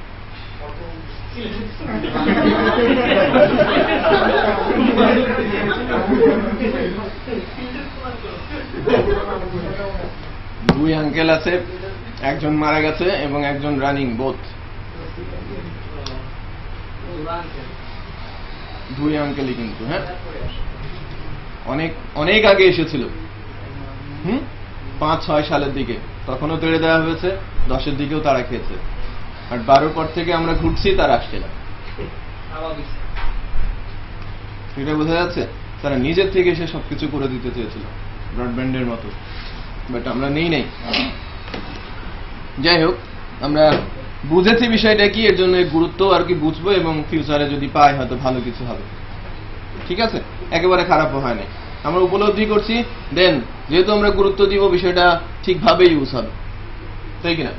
যাই হোক, এখন কথা হচ্ছে যে এর ভেরিফিকেশন ইস্যুটা, যে আমি যদি অ্যাকাউন্ট করলাম, বাংলাদেশ যদি সাপোর্ট করে, দেন আমি আমার অ্যাকাউন্টটাকে ভেরিফাইড করতে পারবো। ভেরিফিকেশন হবে অ্যাকাউন্ট ভেরিফিকেশনের মাধ্যমে। আমি যখন পেপালের সাথে কমিউনিকেট করতে যাব, পেপালে যদি আমি ক্রেডিট করতে চাই, আমার টাকা তো পেপাল পর্যন্ত পৌঁছতে হবে। পেপালের অফিসে বা বুথ নেই তো, এই যে ডিবিবিএল এর মতো, যে আমি টাকা জমা দিলাম, ক্রেডিট হয়ে গেল। পেপাল কি সারা বিশ্বে বুথ তৈরি করে রেখেছে? নো। হ্যাঁ, সে একটা ওয়ার্ড সিস্টেম ডেভেলপ করে ফেলেছে, যে এই কাস্টমার যদি এখান থেকে তার ডেবিট বাটনে লিখে যে $100 ডেবিট করে এন্টার প্রেস করে, তার অ্যাকাউন্টটা যদি ভেরিফাইড হয়, ভেরিফাইড হবে কিভাবে? যে লাইক আমি যদি অ্যাকাউন্ট ভেরিফাই করতে চাই একটা ফর্মের মাধ্যমে, country, bank, branch, account number, right, দিয়ে যখন এন্টার দেবে, ইনফরমেশনটা প্রথমে বাংলাদেশ ব্যাংক ওই ব্যাংক লাইক এসসিবি থেকে ধানমন্ডির এসসিবি পাঠিয়ে আমার অ্যাকাউন্টটা ভেরিফাই করে ফেলবে। একটা এক্সাম্পল বলছি যে আমার ধানমন্ডির এসসিবিতে অ্যাকাউন্ট আছে, রাইট? সো আমি পেপালের অ্যাকাউন্টটাকে কি করতে যাচ্ছি, অ্যাক্টিভ করতে যাচ্ছি। আমি অ্যাকাউন্ট ইনফরমেশন দিয়ে যখন হিট করব, ডেফিনেটলি প্রথমে সে চলে যাবে কার কাছে, ওই যে বাংলাদেশ ব্যাংকের সেন্ট্রাল সার্ভারের কাছে। তাদেরকে একটা প্রসেসর বসানো আছে সেখানে, যদি বাংলাদেশ ব্যাংক অ্যালাউ করে দেন না বাংলাদেশ ব্যাংক তাকে প্রসেস করতে দেবে। দেন কারেক্ট ইনফরমেশন পেলে এসসিবিতে যাবে, এসসিবি তাকে ধানমন্ডি ব্রাঞ্চে পাঠাবে, অ্যাকাউন্ট গুলো দেখে আমার অ্যাকাউন্ট সেটআপটা ভেরিফাই করার জন্য তারপরে তারা সময় নেবে, তারা রিকোয়েস্টটা নেবে, দেন পরে ভেরিফিকেশন করে আমাকে বলবে তোমার অ্যাকাউন্ট ভেরিফাইড। দেন আপনার কাছে একটা বাটন আসবে কি, credit and debit, right? Credit করবেন কিভাবে? লাইক আপনার ফর্ম আছে, আপনি ফর্মে $100 দিয়ে ক্রেডিট করলেন, এই বাটন প্রেস করার সাথে সাথে সে চলে যাবে একই চ্যানেল হয়ে এই ব্রাঞ্চে। আপনার অ্যাকাউন্টে যদি এই $100 সমপরিমাণ টাকা থাকে, সেই টাকাটা কেটে নিয়ে এখানে কি করে দেবে, ক্রেডিট করে দেবে। সো বেসিক্যালি টাকাটা চলে যাবে কার কাছে, পেপালের অ্যাকাউন্টে, পেপালের মালিকের অ্যাকাউন্টে। আর ডিজিটটা ওই 100 ডিজিট দিয়ে দেবে কাকে, আমাকে কিন্তু $100 দিচ্ছে না, কি দিচ্ছে, ডিজিট, আর টাকাটা সে নিয়ে নিচ্ছে। তো মানে কি আসলে কিন্তু টাকা পাচার হয়ে গেল, বিষয়টা বোঝা যাচ্ছে? ওই টাকা ইউএস মার্কেটে খাটবে যতদিন না আমি ইউজ করছি, বোঝা যাচ্ছে? কথা কিন্তু মিথ্যা বলে নাই, দুজনে কিন্তু সত্য কথাই বলেছে। কারণ আমাদের দেশে পেপাল ওপেন হওয়া 7 দিনে বা 3 মাসের মধ্যে একটা অ্যাজাম্পশন আছে 3 লাখ অ্যাকাউন্ট হয়ে যাবে। $1 করে যদি যায় $3 লাখ, $10 করে গেলে, $100 করে গেলে, সেটা কোথায় ইউজ মানে, হ্যাঁ, সেটা ইউএস মার্কেটে চলে যাবে, আমাদের টাকা হিসেবে কিন্তু থাকবে না, আমাদের ক্রেডিট চলে গেল সেখানে। তো চিন্তা ভাবনার বিষয় ডেফিনেটলি আছে। যাই হোক, তো ক্রেডিট করার নিয়ম, ডেবিট ঠিক একইভাবে ডিপোজিট। আমি যদি বলি যে আমার ডেবিট আছে, আমার কাছে ক্রেডিট আছে $500, আমি ডেবিট করতে যাচ্ছি $200, সো আমার 500 থেকে 200 কেটে নিয়ে সে আমার অ্যাকাউন্টে জমা দিয়ে দেবে। তখন অ্যাকচুয়ালি ওই আমেরিকান মার্কেট থেকে টাকা চলে আসবে কোথায়, এখন আসি আমরা বাঙালি, রাইট? আমরা পেপাল ইউজ করবো কেন, ফ্রিল্যান্সিং করার জন্য, টাকা কামাবো, তাই না? যেটা বোঝা যাচ্ছে? তো ওই অ্যাঙ্গেল থেকে টাকা যত বাইরে যাবে তার চেয়ে বেশি টাকা আমাদের দেশে ঢোকার সম্ভাবনাই, তার বহুগুণ বেশি টাকা আমাদের দেশে ঢোকার সম্ভাবনা আছে। সো পেপাল কিছুটা হয়তো বোঝা যাচ্ছে। আচ্ছা, তো এই ছিল পেপালের এপিআই সম্পর্কে। এ ধরনের প্রত্যেকটা মেথডেরই সিস্টেম আছে, সিস্টেমেটিক ওয়েজ রয়েছে যে কিভাবে ওই পার্টিকুলার মেথড বা মিডিয়াগুলো কাজ করবে। সো পেপালের একটা পার্টিকুলার এপিআই বা তাদের পেমেন্টের জন্য 3 ধরনের এপিআই আছে। একটাকে পেপাল ডু ডিরেক্ট বলা হয়, পেপাল স্ট্যান্ডার্ড এপিআই বলা হয়ে থাকে, পেপাল রিকারিং বলা হয়ে থাকে। আমরা বেসিক্যালি শিখবো PayPal website standard API. Repeat করছি, পেপালের ওয়েবসাইট স্ট্যান্ডার্ড এপিআইটাই আমরা এখানে শিখব। Very simple, just page load দিয়ে দিতে হবে, ব্ল্যাঙ্ক ফর্মের মধ্যে আমরা কিছু ডাটা তাকে প্রোভাইড করব নির্দিষ্ট ইউআরএল এ, ট্রানজেকশন রিলেটেড, কার কাছে টাকা আসবে, কোন পারপাসে টাকাটা কাটবেন, প্রোডাক্টটা কোন অ্যাড্রেসে পৌঁছতে হবে, এই ইনফরমেশন গুলো দিয়ে পেপালের কাছে রিকোয়েস্ট সাবমিট করতে হবে। দেন ওই ডাটাগুলো পেপালের সাইটে গিয়ে ডিসপ্লে হবে। বেসিক্যালি এই এপিআইটা কেন এত বেশি জনপ্রিয়, পেপাল স্ট্যান্ডার্ড এপিআই? সবাই কিন্তু আপন জুয়েলার্স নিয়ে নেই, তাই না? বা কেউ সবাই কিন্তু হাতিল বা অটোবি সেল করে না, তাই না? যদি আমি বলি পান্থপথে 100 দোকান আছে, হাতিল আর অটোবি 2টা, আর 98 দোকান থেকে আপনি প্রোডাক্ট কিনে বাসায় কিন্তু আসবেন না একা একা, ভ্যানের সাথেই আসবেন, তাই কিনা? তাই তো? নাকি আপনি ওই দোকানে টাকা দিয়ে বাসায় এসে ঘুমোতে পারবেন? টাকা তো দিয়ে আসছি, ভ্যানে তো তুলে দেওয়ার কথা, এখনো আসলো না কেন? যদি আপনি 5 মিনিট আগে বাসায় পৌঁছেছেন, তারপরে আপনার টেনশনে ঘুম হারাম হবে যে প্রোডাক্ট কেন আসছে না, কারণ আপনি তাদের বিলিভ করেন না, তারা ব্র্যান্ড না। প্রোডাক্ট হয়তো তারা আপনাদের মেরে দেবে না, বাট আপনি তাকে বিলিভ করছেন না। বাট অটোবিতে বা হাতিলে 1 সপ্তাহ হয়ে গেছে, প্রোডাক্ট দিয়ে জানে, সমস্যা নাই, আপনি মেনে নিচ্ছেন, তারা কি ব্র্যান্ড। এই প্রবলেমটা রয়েছে সব জায়গায়। সো যারা ব্র্যান্ড তারা বেসিক্যালি ইউজ করে ডু ডিরেক্ট। পেপ্যালের আইডি দিয়ে ট্রানজেকশন দিলেই বিহাইন্ড থেকে ট্রানজেকশন হয়ে ওই সাইটে থাকে, এটা ইউজ করছে অ্যামাজন, আলিবাবা, ইবে, তারা পারে। বাট XYZ যাদের কোনো মার্কেট ভ্যালু নেই, তেমন তাদের কোনো বেসিক্যালি ব্র্যান্ড নেই, তারা কিন্তু তাদের কাছে কিন্তু আপনি পেপ্যালের ইনফরমেশনও দেবেন না, ক্রেডিট কার্ডের ইনফরমেশন দেবেন না, আপনি সেফ মনে করবেন না। বাট আপনার সামনে যদি পেজ ঝুলিয়ে দেওয়া হয় পেপ্যালের, আপনি তাকে চিনেন, বিলিভ করেন, সো ওখানে টাকা আপনি ঠিকই দেবেন, রাইট? এই কারণে পেপ্যালের সেকেন্ড যে এপিআইটা আছে, পেপ্যাল ওয়েবসাইট স্ট্যান্ডার্ড, সেটার জনপ্রিয়তা অনেক বেশি। কারণ আলিবাবা, অ্যামাজন, ইবে, তিনটা নাম, বাংলাদেশেই ই কমার্স আছে 1000-এর বেশি। বুঝতে পেরেছি? রেজিস্টার্ড, ট্রেড লাইসেন্স করা আছে, আর যে কত পেজ আছে কে জানে, তাই না? সেটা বুঝতে পেরেছেন? সো ওই পার্টিকুলার এপিআইটা নিয়ে আমরা নেক্সট শনিবারে ইনশাল্লাহ ইন্টিগ্রেশনে চলে যাব। আমি কিছু বিষয় নিয়ে এখন 5-7 মিনিট আলোচনা করব। আপনারা 14-15 জন আছেন, এটা ভালো দিক। যদিও 20 জন আসার কথা ছিল, 4-5 জন মিস করেছে, এবং আমাকে এটাও বলেছে আরো 4-5 জন আপনাদের সাথে জয়েন করবে, 5-6 জন আমি বলতে পারি আগামী শনিবার। রোববারে একটা প্রেজেন্টেশন ডেট আমরা রাখছি, ওকে? ওদিন প্রজেক্টের যে শেপই আছে আপনারা ইনশাল্লাহ প্রেজেন্ট করবেন, আমাদের সামনে দেখাবেন হোস্টিং এর মাধ্যমে ওয়েবসাইটে, রাইট? ইউআরএল দিয়ে আপনারা আমাদের দেখাবেন। আপডেট করার সুযোগ থাকবে, আপনাদের যে ক্লাস পার্টি আছে ওই ডেট পর্যন্ত আপনারা আপডেট করতে পারবেন, ওকে? ক্লাস পার্টিটা 25 তারিখে রাখা হয়েছে এবং ওটাতে জয়েন করাটা বাধ্যতামূলক করে দেওয়া হয়েছে। দীপ্ত, সোম সবার সঙ্গে কমিউনিকেট করবেন, দীপ্তকে সাহায্য করার জন্য যারা আছেন একটু দীপ্ত কথা বলে নেবেন তাদের সাথে, হ্যাঁ? অ্যালাউড, দীপ্তকে হেল্প করবেন সবাই, টাকা কালেকশন থেকে শুরু করে প্রোগ্রামটা সুন্দর করে এক্সিকিউট করা পর্যন্ত। সবার জন্য লিস্ট, হায়দারের কাছে অ্যাটেন্ডেন্স শিট আছে, এটা দেলোয়ারকে দিয়ে ফটোকপি করে নিয়ে আসেন।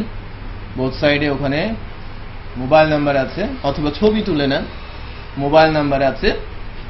কমিউনিকেট করেন সবার সাথে, যারা ক্লাসে আছেন তাদেরকে বলে কি করতে চাচ্ছেন তার একটা সুন্দর খসড়া তৈরি করে ফেলেন।